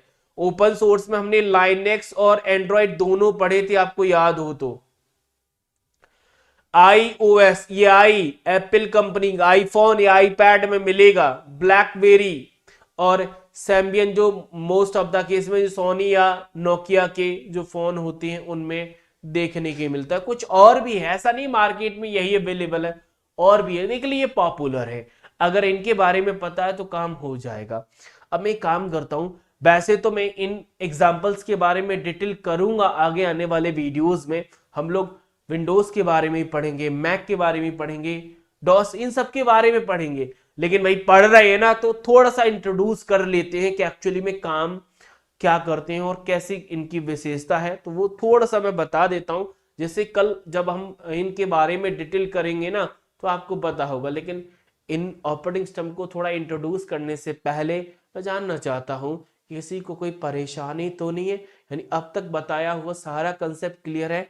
कमेंट बॉक्स में ये भी बता दी। मैंने ये भी बोला था कि सॉफ्टवेयर में जितना भी बता रहा हूं ना, साथ ही साथ में थोड़ा लिखते लिखते चला करो, लिखते लिखते क्लियर हो जाएगा। देखो पीडीएफ का प्रिंट आउट आप करवा सकते हैं, लेकिन पीडीएफ में एज अ कीवर्ड थोड़ा लिख लिया करो, क्योंकि कीवर्ड से क्या रहता है, हमें पता रहता है कि एक्चुअली में आज हमने पढ़ा क्या था। डिटेल भले ही ना लिखे, सिर्फ कीवर्ड से काम चल जाएगा, नो डाउट। बाकी और बताएं भाई किसी को और, क्योंकि अब ये एग्जांपल्स रह गए हैं, फिर उसके बाद हमारे पास ऑपरेटिंग सिस्टम के कुछ टर्म्स रह गए हैं जो अक्सर पूछ लिए जाते हैं, मैं उन पर भी थोड़ी बात करूंगा।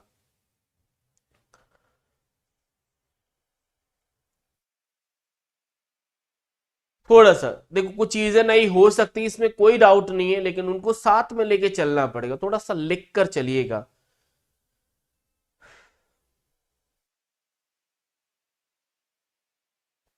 मल्टी यूजर ऑपरेटिंग सिस्टम और मल्टी, ये क्या लिखा है भाई, मल्टी यूजर और सिंगल यूजर क्या है ये फिर। देखो जो जो भी नाम, जितेंद्र कुमार का मैसेज है, सर मल्टी और सिंगल का मतलब क्या है। देखो नाम में डेफिनेशन है, बस समझना है, एग्जांपल्स बहुत जरूरी हैं। देखो मल्टी का मतलब होता है ऐसा ऑपरेटिंग सिस्टम जिसपे कई लोग काम कर पाए।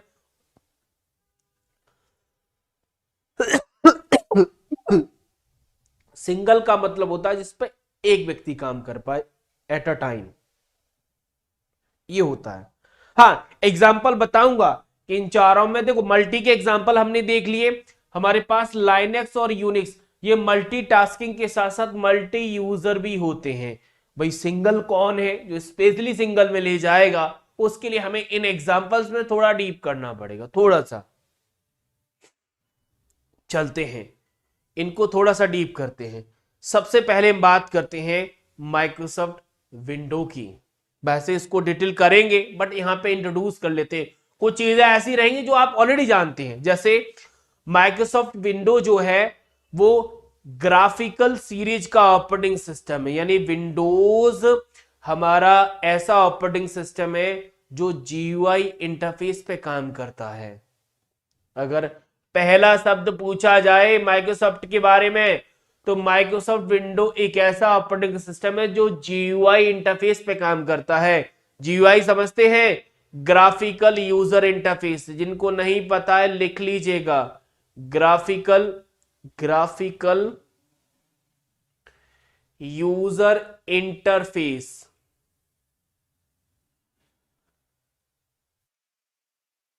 ठीक है, अब विंडोज है, माइक्रोसॉफ्ट लगा है, यानी इसका जो मालिकाना हक है वो माइक्रोसॉफ्ट का है।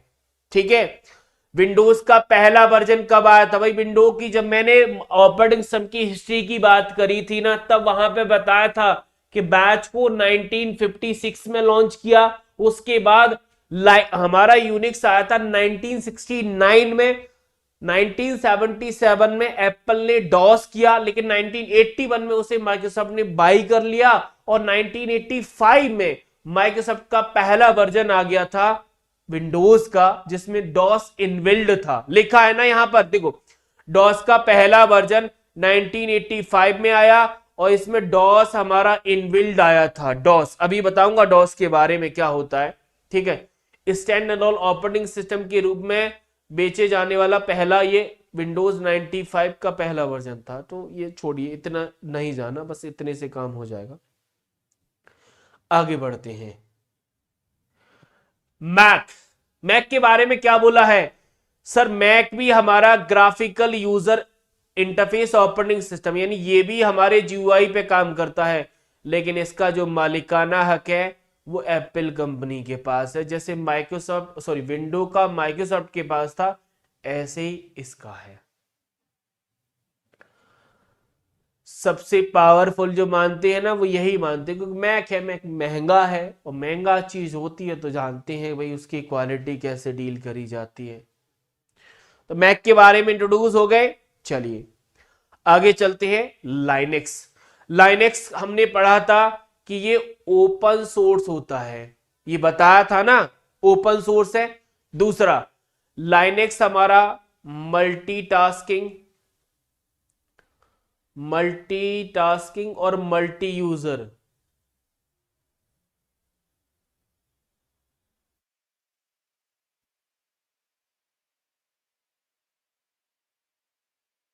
ठीक है। इसका एक पॉइंट आपको और लिखने की जरूरत पड़ेगी कि हमारे पास यानी पूरे ओवरऑल वर्ल्ड में अगर किसी सर्वर और एम्बेडेड डिवाइस में सबसे ज्यादा यूज होने वाला ऑपरेटिंग सिस्टम पूछा जाए, यानी इसका उपयोग कहां होता है, तो इसके यूज जरूर लिख लीजिएगा। उपयोग सर्वर और एम्बेडेड डिवाइस।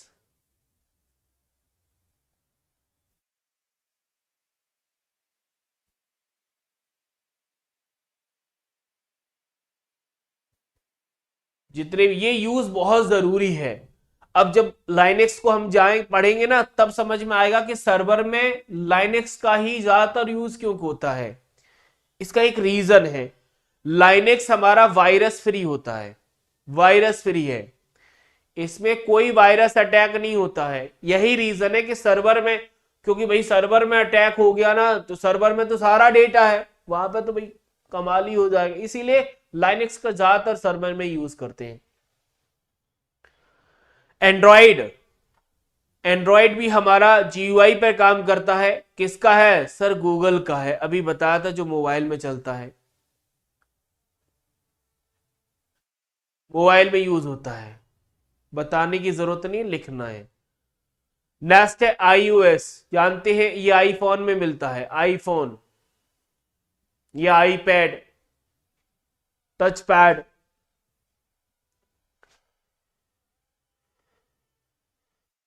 नेक्स्ट है हमारे पास डॉस,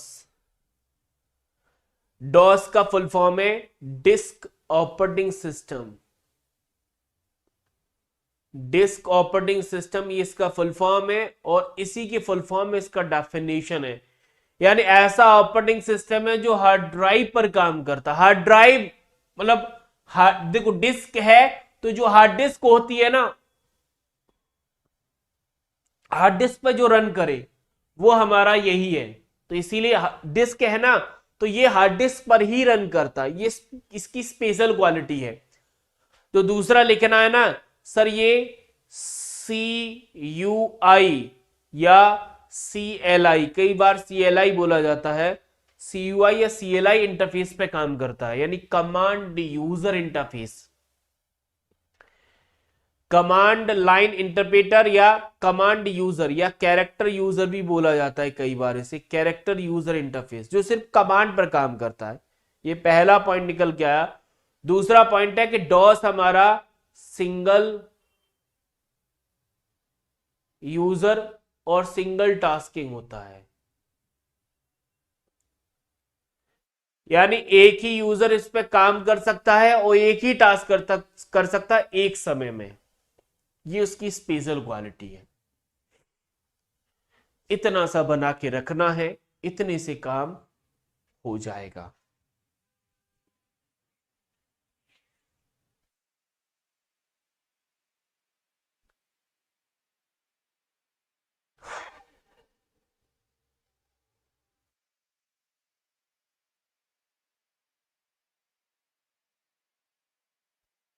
अब ऑपरेटिंग सिस्टम के एडवांटेज ये सब जानने की जरूरत नहीं है हमें।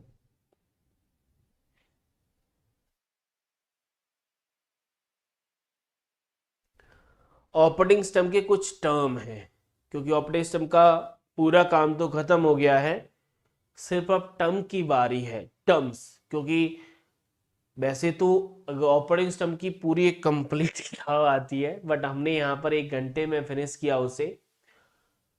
अब ऑपरेटिंग सिस्टम को और ज्यादा डीप ना जाना पड़े, इसके लिए हमने टर्म्स उठाए हैं। और टर्म्स का खेल तो आपको पता है कि टर्म्स उसका यूज, टर्म उसका यूज, टर्म उसका यूज, बस इतना समझना, इससे ज्यादा जाने की जरूरत नहीं पड़ेगी। ठीक है, तो पहला टर्म आता है डेडलॉक। अब इसको कैसे लिखना है? डेडलॉक ऐसे लिखिएगा, डेडलॉक। डेफिनेशन कैसे लिखनी है? हाँ, डॉस कमांड पे काम करता है, बिल्कुल सही है। ये डेडलॉक है भाई।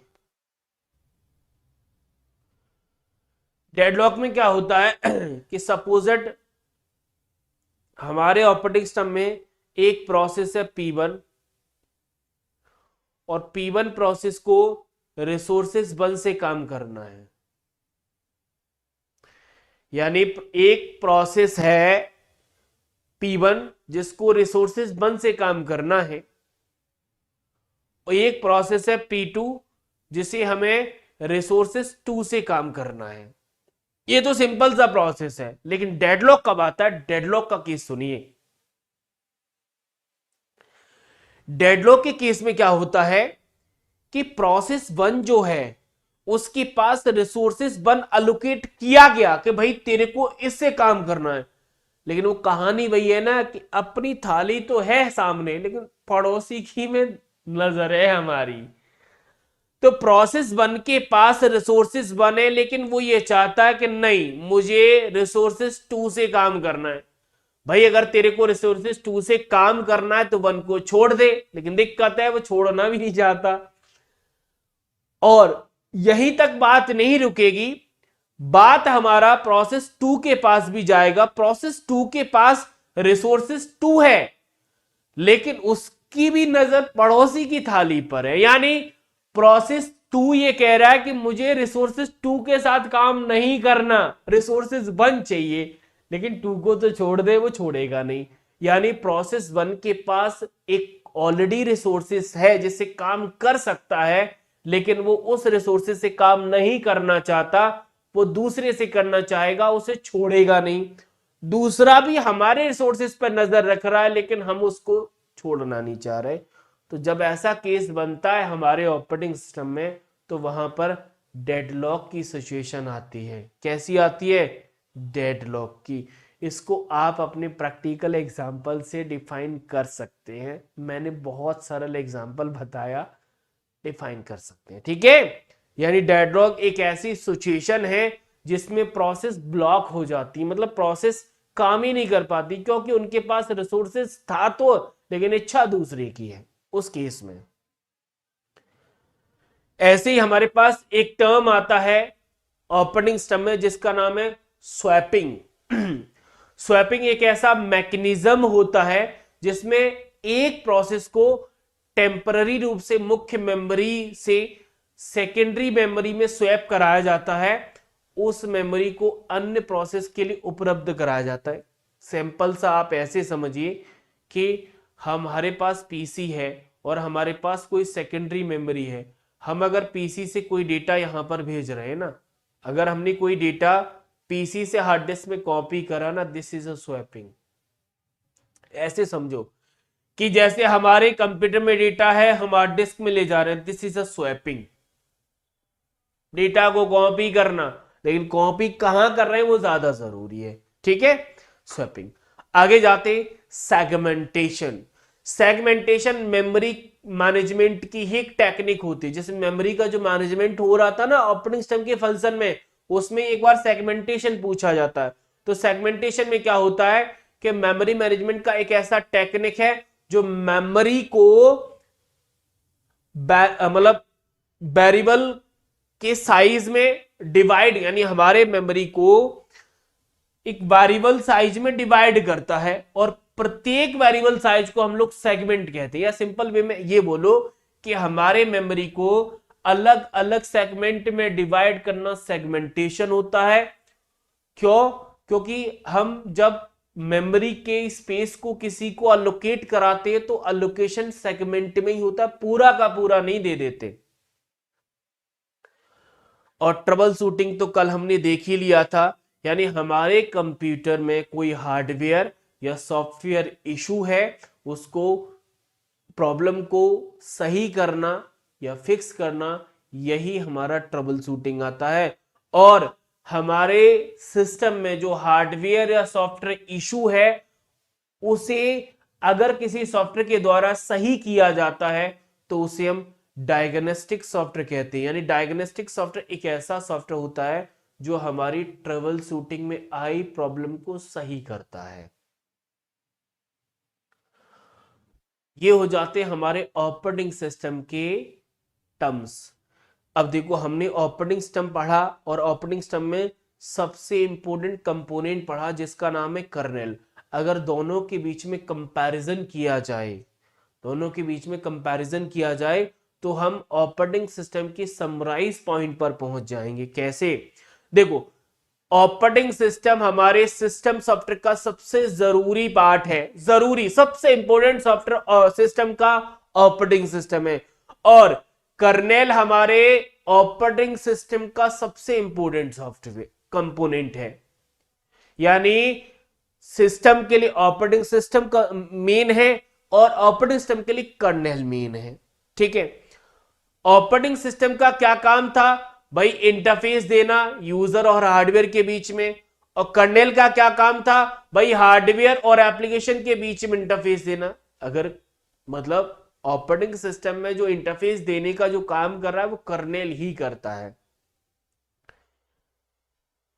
ठीक है। ये सारे हो जाएंगे, टाइप हो जाएंगे, ये हो जाएगा। हाँ, एक पॉइंट लास्ट वैसे जरूरी नहीं है, क्योंकि पहला जो प्रोग्राम बूट करता है वो हमारा यही है, और ऑपरेटिंग सिस्टम में भी यही बूट करता है। यहाँ पर काम खत्म हो जाता है, लेकिन यहाँ पर सेशन फिनिश है, कोई जरूरत मतलब दिक्कत नहीं है। बट क्वालिफाई स्टूडेंट के लिए सफिशियंट है। एक दो टर्म और बन सकते हैं, वो मैं थोड़ा सा बताना चाहूंगा अगर बनते हैं तो। देखो, फर्मवेयर हमने पढ़ लिया था, बायोस इसका सबसे पॉपुलर एग्जाम्पल है। बायोस के बारे में बूटिंग में पढ़ाऊंगा, सिस्टम कॉल के बारे में मैं आगे पढ़ाऊंगा, और सिस्टम कॉल के लिए यहाँ पर 3 टर्म और आ रहे हैं, अगर पढ़ना चाहो तो इनको भी पढ़ सकते हैं। मैं वैसे आगे इनका जिक्र होगा, वैसे आगे मैं पढ़ाऊंगा, यहाँ पर पढ़ सकते हैं। देखो, एक होता है क्लीन इंस्टॉलेशन। क्लीन इंस्टॉलेशन का मतलब होता है कि हार्डवेयर को फॉर्मेट करना और ऑपरेटिंग सिस्टम को फिर से इंस्टॉल करना। यानी जब किसी हार्ड डिस्क में उस हार्ड डिस्क को पूरी तरीके से फॉर्मेट करके ऑपरेटिंग सिस्टम को जब इंस्टॉल कराते हैं ना, उसे हम क्लीन इंस्टॉलेशन के नाम से जानते हैं। एक होता है रिपेयर इंस्टॉल, जिसे इन अपग्रेड के नाम से भी जानते हैं। इसमें क्या होता है कि हार्डवेयर को मतलब जो हमारी हार्ड डिस्क होती है उसको फॉर्मेट किए बिना हम ऑपरेटिंग सिस्टम को फिर से इंस्टॉल करा देते हैं, तो वो हमारा रिपेयर इंस्टॉल या फिर इन प्लेस अपग्रेड में आ जाता है।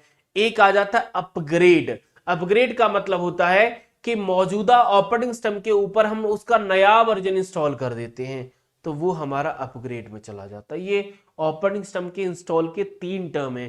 क्लीन यानी हार्ड डिस्क को पूरी तरीके से फॉर्मेट करके फिर नया इंस्टॉल करना, और रिपेयर का मतलब है कि हमारा पहले मतलब सॉफ्टवेयर इंस्टॉल है और ऑपरेटिंग सिस्टम को फिर से इंस्टॉल कर देना, और अपग्रेड का मतलब है कि उसका नया वर्जन इंस्टॉल करना। ठीक है, तो उम्मीद है ये तीनों टर्म आपके क्लियर हुए होंगे। अब जितने भी जॉब वाले हैं उनका शायद काम खत्म है।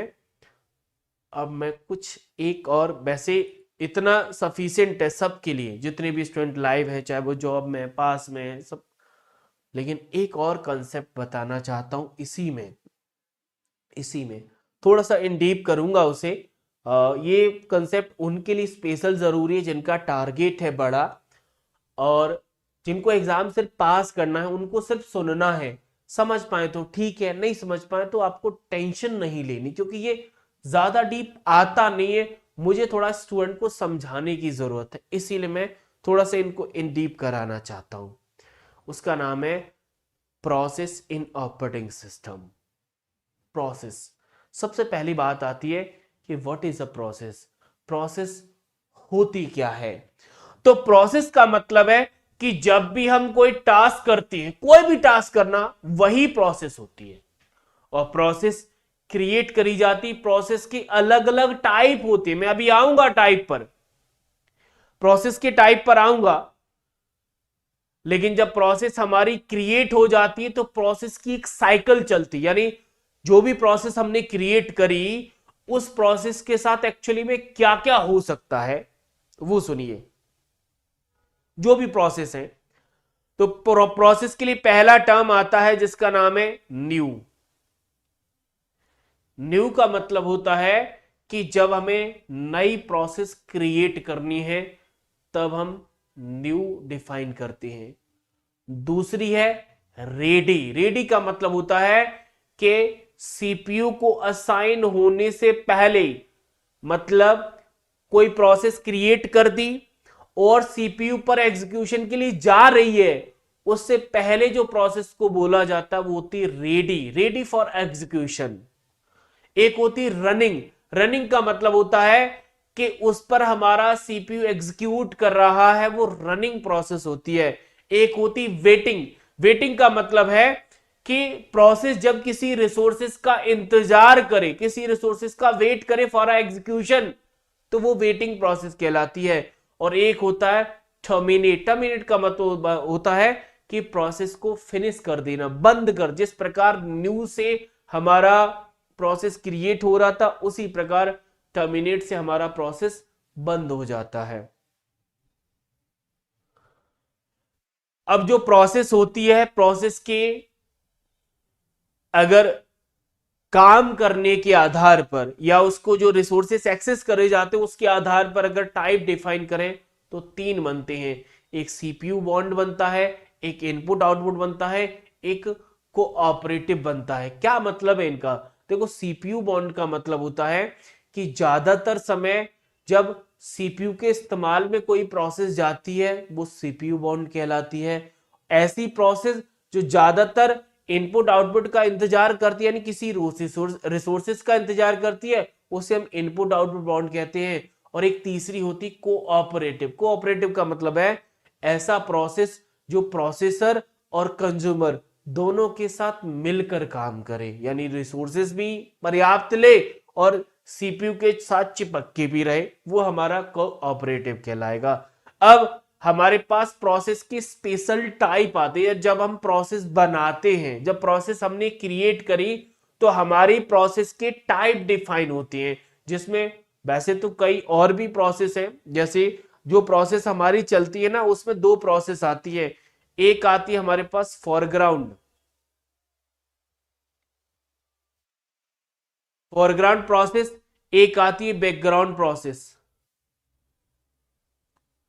यानी जिस प्रोसेस पर आप काम करें, जैसे प्रेजेंट में मैं पीडीएफ पे पढ़ा रहा हूं तो ये मेरी फोरग्राउंड प्रोसेस है। लेकिन भाई बैकग्राउंड में भी कोई प्रोसेस चल रही, जैसे आपकी लाइव स्ट्रीमिंग हो रही है ओबीएस की मदद से, तो ओबीएस जो प्रोसेसिंग हो रही है वो हमारी बैकग्राउंड में है। ऐसे ही मैं आपके कमेंट पढ़ रहा हूं भाई, गूगल क्रोम पे पढ़ रहा हूं, तो गूगल क्रोम की जो प्रोसेस है वो बैकग्राउंड है।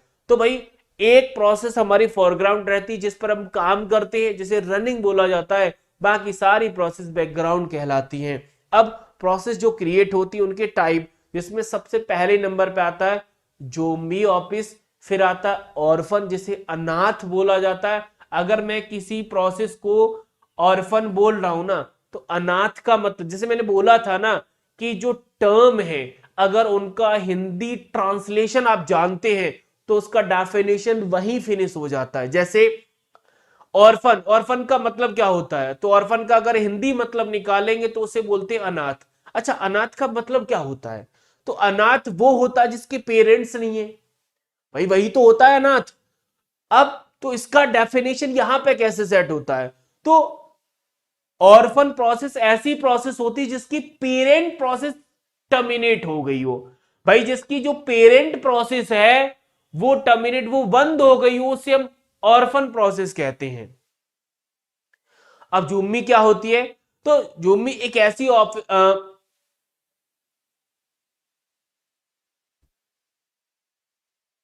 ऐसी प्रोसेस होती है जो बंद होने के लिए अपने पेरेंट प्रोसेस आईडी से रिक्वेस्ट करती है। यानी कोई प्रोसेस है और वो कई जैसे मैं मेन प्रोसेस हूं, मेरे अंदर कई चाइल्ड प्रोसेस चल रही हैं, कई चाइल्ड प्रोसेस है, तो कोई चाइल्ड प्रोसेस अपने आप को बंद करना चाहता है लेकिन उसने रिक्वेस्ट मुझसे भेजी, यानी जूमी एक ऐसी प्रोसेस है जो अपनी पेरेंट प्रोसेस से रिक्वेस्ट करती है कि मुझे बंद कर दो, तो वो जूमी।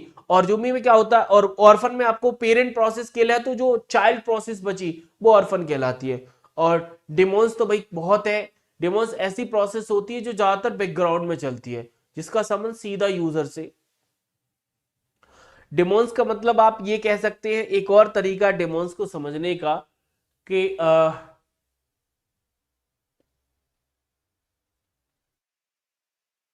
यानी कुछ ऐसी प्रोसेस है हमारे कंप्यूटर में जिन्हें हम कंट्रोल नहीं कर सकते। जैसे अभी मैं पीडीएफ पे काम कर रहा हूं, मैं ओबीएस पे काम कर रहा हूं, मेरे फाइल कोई फाइल भी खुली है, फोल्डर भी खुला है, तो ये सारी प्रोसेस मेरे अंडर है। लेकिन कुछ ऐसी भी प्रोसेस हैं जो हमारा सिस्टम कंट्रोल कर सकता है, वो डिमोन्स कहलाती हैं। तो ये तीन कैटेगरी है। और जब कोई प्रोसेस सेलेक्ट करी जा सॉरी प्रोसेस करे क्रिएट करी जाती है तो प्रोसेस को सेलेक्ट करने के लिए हमारा शेड्यूलर आता है, ये आगे पढ़ेंगे आप। प्रोसेस को सेलेक्ट करने के लिए शेड्यूलर आता है, शेड्यूलर के भी कई टाइप है। जैसे यहां पर शेड्यूलर जो जिन प्रोसेस को सेलेक्ट करता है तो उसमें हमारा एक लॉन्ग टर्म शेड्यूलर होता है, एक शॉर्ट टर्म शेड्यूलर है। तो लॉन्ग टर्म शेड्यूलर का मतलब है कि जो लॉन्ग टर्म शेड्यूलर ने सेलेक्ट किया हो, यानी मेमोरी लोड करने के लिए जब डिस्क से प्रोसेस को चुनता है तो वो हमारा लॉन्ग टर्म होता है, और जब सीपीयू एग्जीक्यूशन के लिए कोई प्रोसेस चुनी जाती है तो वो शॉर्ट टर्म कहलाती है। तो ऐसे हमारी प्रोसेस चलती रहती है। तो ये प्रोसेस को शेड्यूलर, हाँ ये टर्म जरूर याद रखिएगा। वैसे पता नहीं मैंने टर्म कहाँ पढ़ाया कि नहीं पढ़ाया। शेड्यूलर, शेड्यूलर वो है जो हमारी प्रोसेस को सेलेक्ट करता है। भाई प्रोसेस सीपीयू के पास जो भेजेगा ना वो शेड्यूलर ही भेजेगा कि कौन सी प्रोसेस को एग्जीक्यूट करना है, कौन सी को नहीं करना। डिस्पैचर भी है, कई और भी टर्म है, ठीक है। होता तो ऑपरेटिंग सिस्टम के बारे में और भी चीजें, चाहे वो सिस्टम कॉल हो, फाइल मैनेजमेंट हो, ऑपरेटिंग सिस्टम के इंटरफेस। जैसे अभी मैंने यहाँ पर इंटरफेस के तौर पर आपको बताया कि हमारे पास CUI होता है, GUI होता है, ये इंटरफेस बता, ये भी टर्म बनता है। तो ये बूटिंग हो गया, प्रोसेस हमारा सिस्टम लोड हो रहा है, इसे बूटिंग कहते हैं। तो ये टर्म निकल रहे हैं हमारे ऑपरेटिंग सिस्टम के लिए। तो हो सकता है कि आगे आने वाले जो टॉपिक है ना नेक्स्ट वीडियो वाला, उसमें मैं ऑपरेटिंग सिस्टम के टर्म ही पढ़ाऊं, मतलब जो टर्म्स निकल रहे हैं हमारे ऑपरेटिंग सिस्टम को और डिफाइन करने के लिए। बिफोर एग्जाम्पल, जो एग्जाम्पल है हमारे पास विंडोज उससे पहले, हो सकता है मैं इन टर्म्स की ही बात करूं कि GUI क्या है, बूटिंग क्या है, सिस्टम कॉल क्या है, फाइल मैनेजमेंट क्या है, इनकी मैं बात कर लूं। लेकिन एक और टर्म याद रखिएगा, एक और टर्म, एक टर्म होता है थ्रेट। ये प्रोसेस के अंदर ही आता है।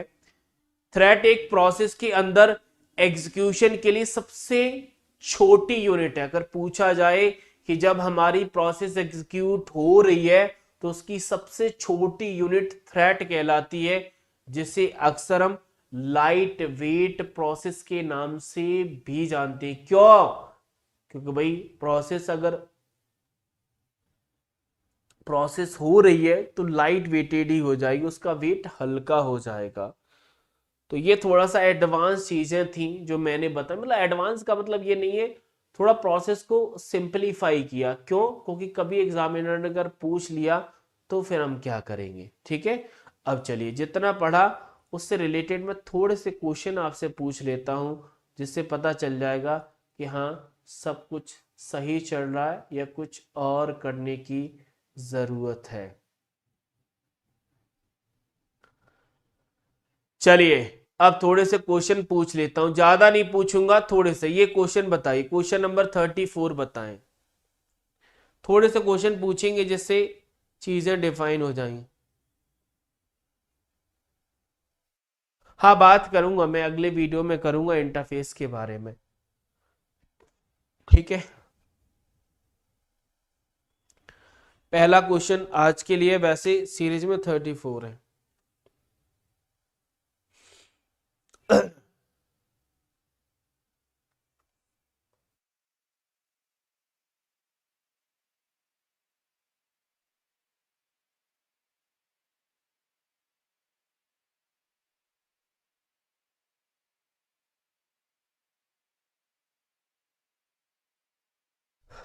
क्या पूछा है?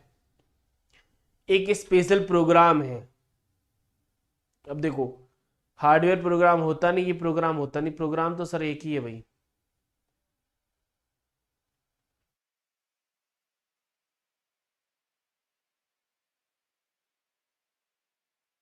मतलब यार क्या कर रहे हो यार?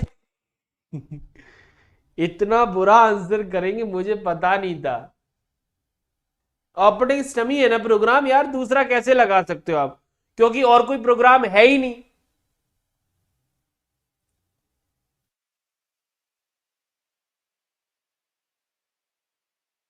चलिए अगला क्वेश्चन, क्वेश्चन नंबर 35। प्रोग्राम और डेटा को अनऑथराइज एक्सेस से रोकना है, ऑपरेटिंग सिस्टम का कौन सा फंक्शन है भाई?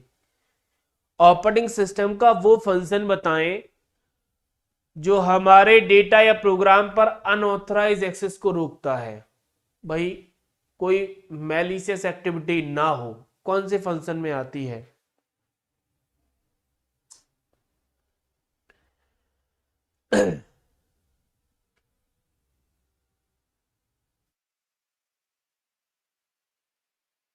मेमोरी में मेमोरी मैनेजमेंट, डिवाइस में डिवाइस, फाइल में फाइल सिक्योरिटी में वही आ जाएगी।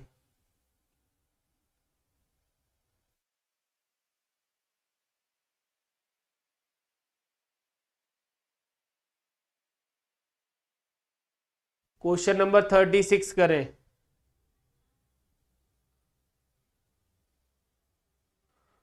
क्वेश्चन नंबर 36 करें।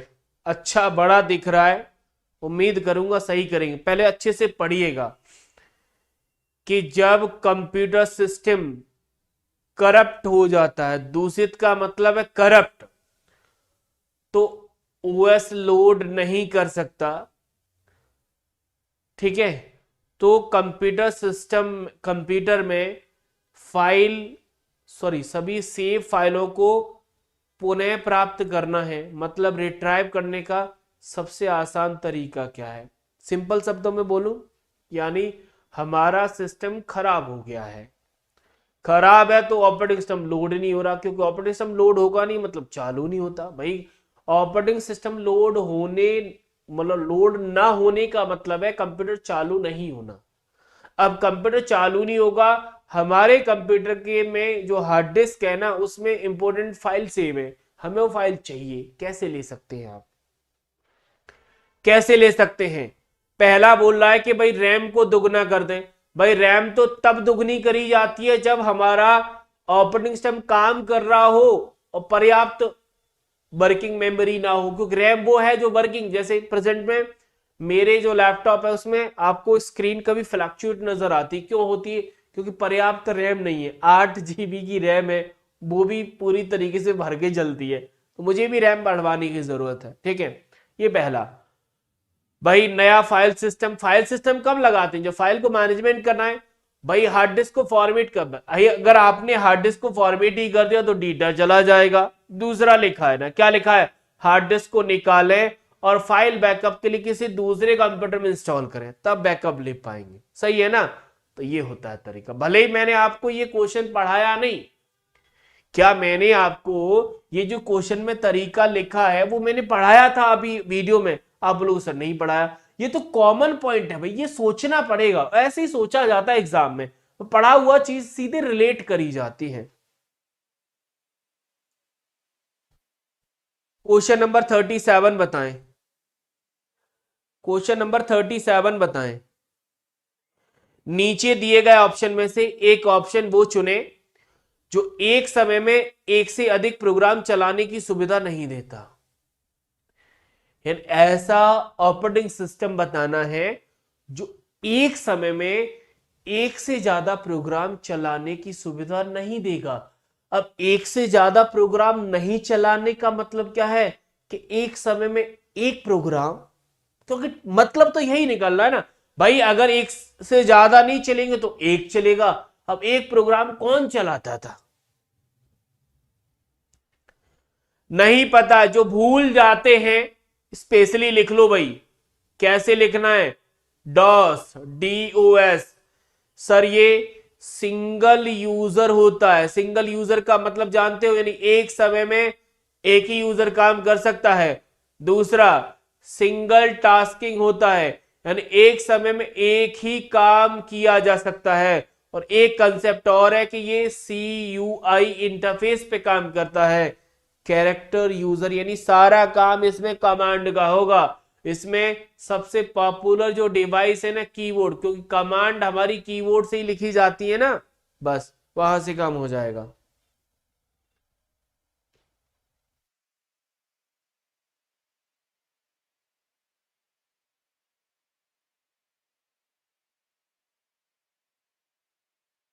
अच्छा ये बताएं, क्वेश्चन नंबर 39 बताएं।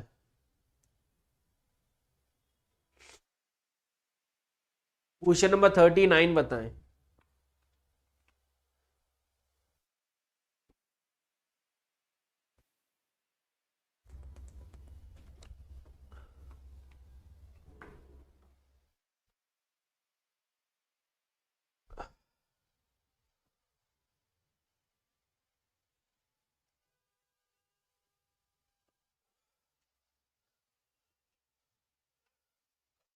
आपके कंप्यूटर हार्डवेयर की पहचान करना, उसे कॉन्फ़िगर करना, उसकी टेस्टिंग करना और उसे आगे निर्देश के लिए ऑपरेटिंग सिस्टम से जोड़ना।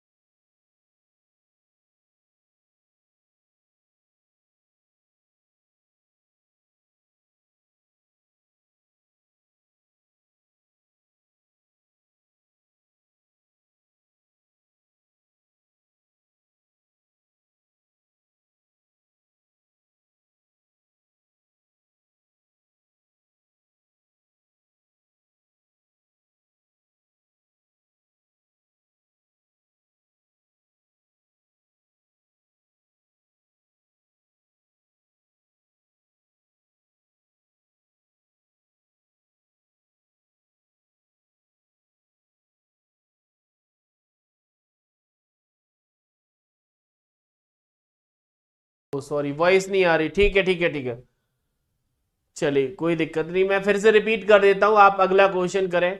जो बायोस होता है ना, एक फर्मवेयर है और फर्मवेयर का सिंपल सा काम है कंप्यूटर हार्डवेयर को पहचानना, उसे कॉन्फ़िगर, टेस्ट या फिर हमारे हार्डवेयर को जितने भी कनेक्टिविटी है ना वो ऑपरेटिंग सिस्टम को बताना कि हाँ ये डिवाइस कनेक्ट है।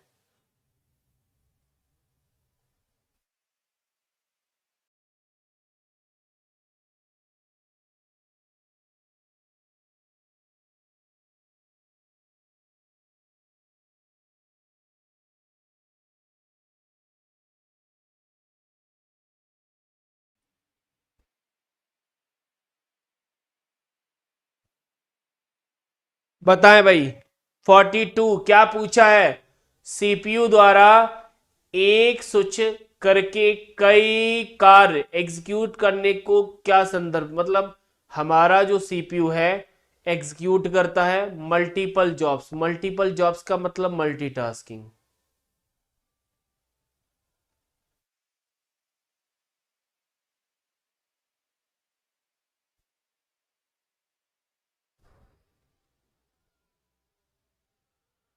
क्वेश्चन नंबर 45 बताएं। Question number 45।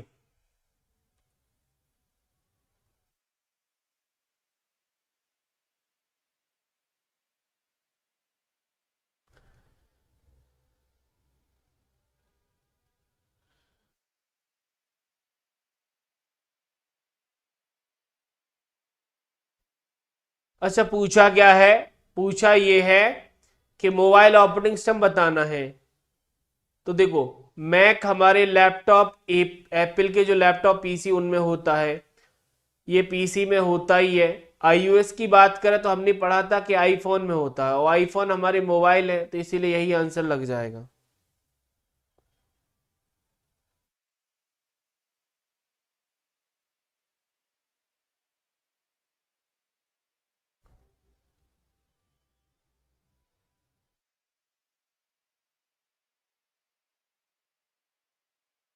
Question number 50, 50। और आई थिंक फिर इसके बाद फिर आपको क्वेश्चन लगाने हैं। फिर क्वेश्चन आपको लगाने, क्या पूछा है? इनमें से वो स्टेटमेंट बताएं जो सही नहीं है। वो सही नहीं मतलब गलत है। ठीक है, चल एक एक पढ़, एक एक कर पढ़े।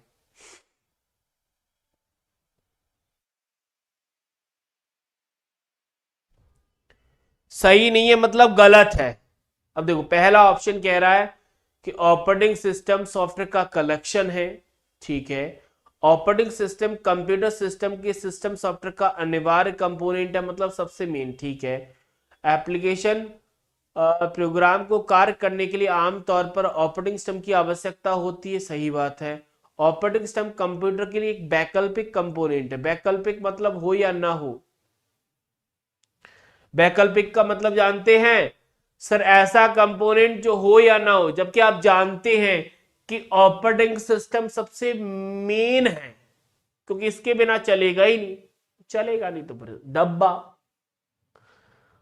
तो यही हमारा गलत होगा। गलत का मतलब ऑप्शन नंबर 4 सही होगा। बस इतना सा है आज के लिए। ठीक है, आज के लिए इतना ही रखते हैं। यानी हमारा, अगर देखा जाए अभी तक के सेशन में हम लोग सॉफ्टवेयर पढ़ चुके हैं, सॉफ्टवेयर का जितना भी। और सॉफ्टवेयर जब आगे बढ़ा था तो हमने ऑपरेटिंग सिस्टम की बात कर ली। अब ऑपरेटिंग सिस्टम में हमारे पास एग्जाम्पल्स निकले हैं। ऑपरेटिंग सिस्टम के एग्जाम्पल्स निकले हैं। एग्जाम्पल्स को अब हमें आगे पढ़ने की ज़रूरत है, जिसमें हमारे पास विंडोज़ है, हमारे पास लाइनेक्स है, हमारे पास यूनिक्स है, हमारे पास डॉस है, मैक है। इनको थोड़ा आगे डिटेल करने की ज़रूरत है, फिर हमारा सॉफ्टवेयर हो जाएगा, क्योंकि एक से चीज़ें जुड़ी हुई हैं। तो मिलते हैं फिर अगले वीडियो में, तब तक के लिए।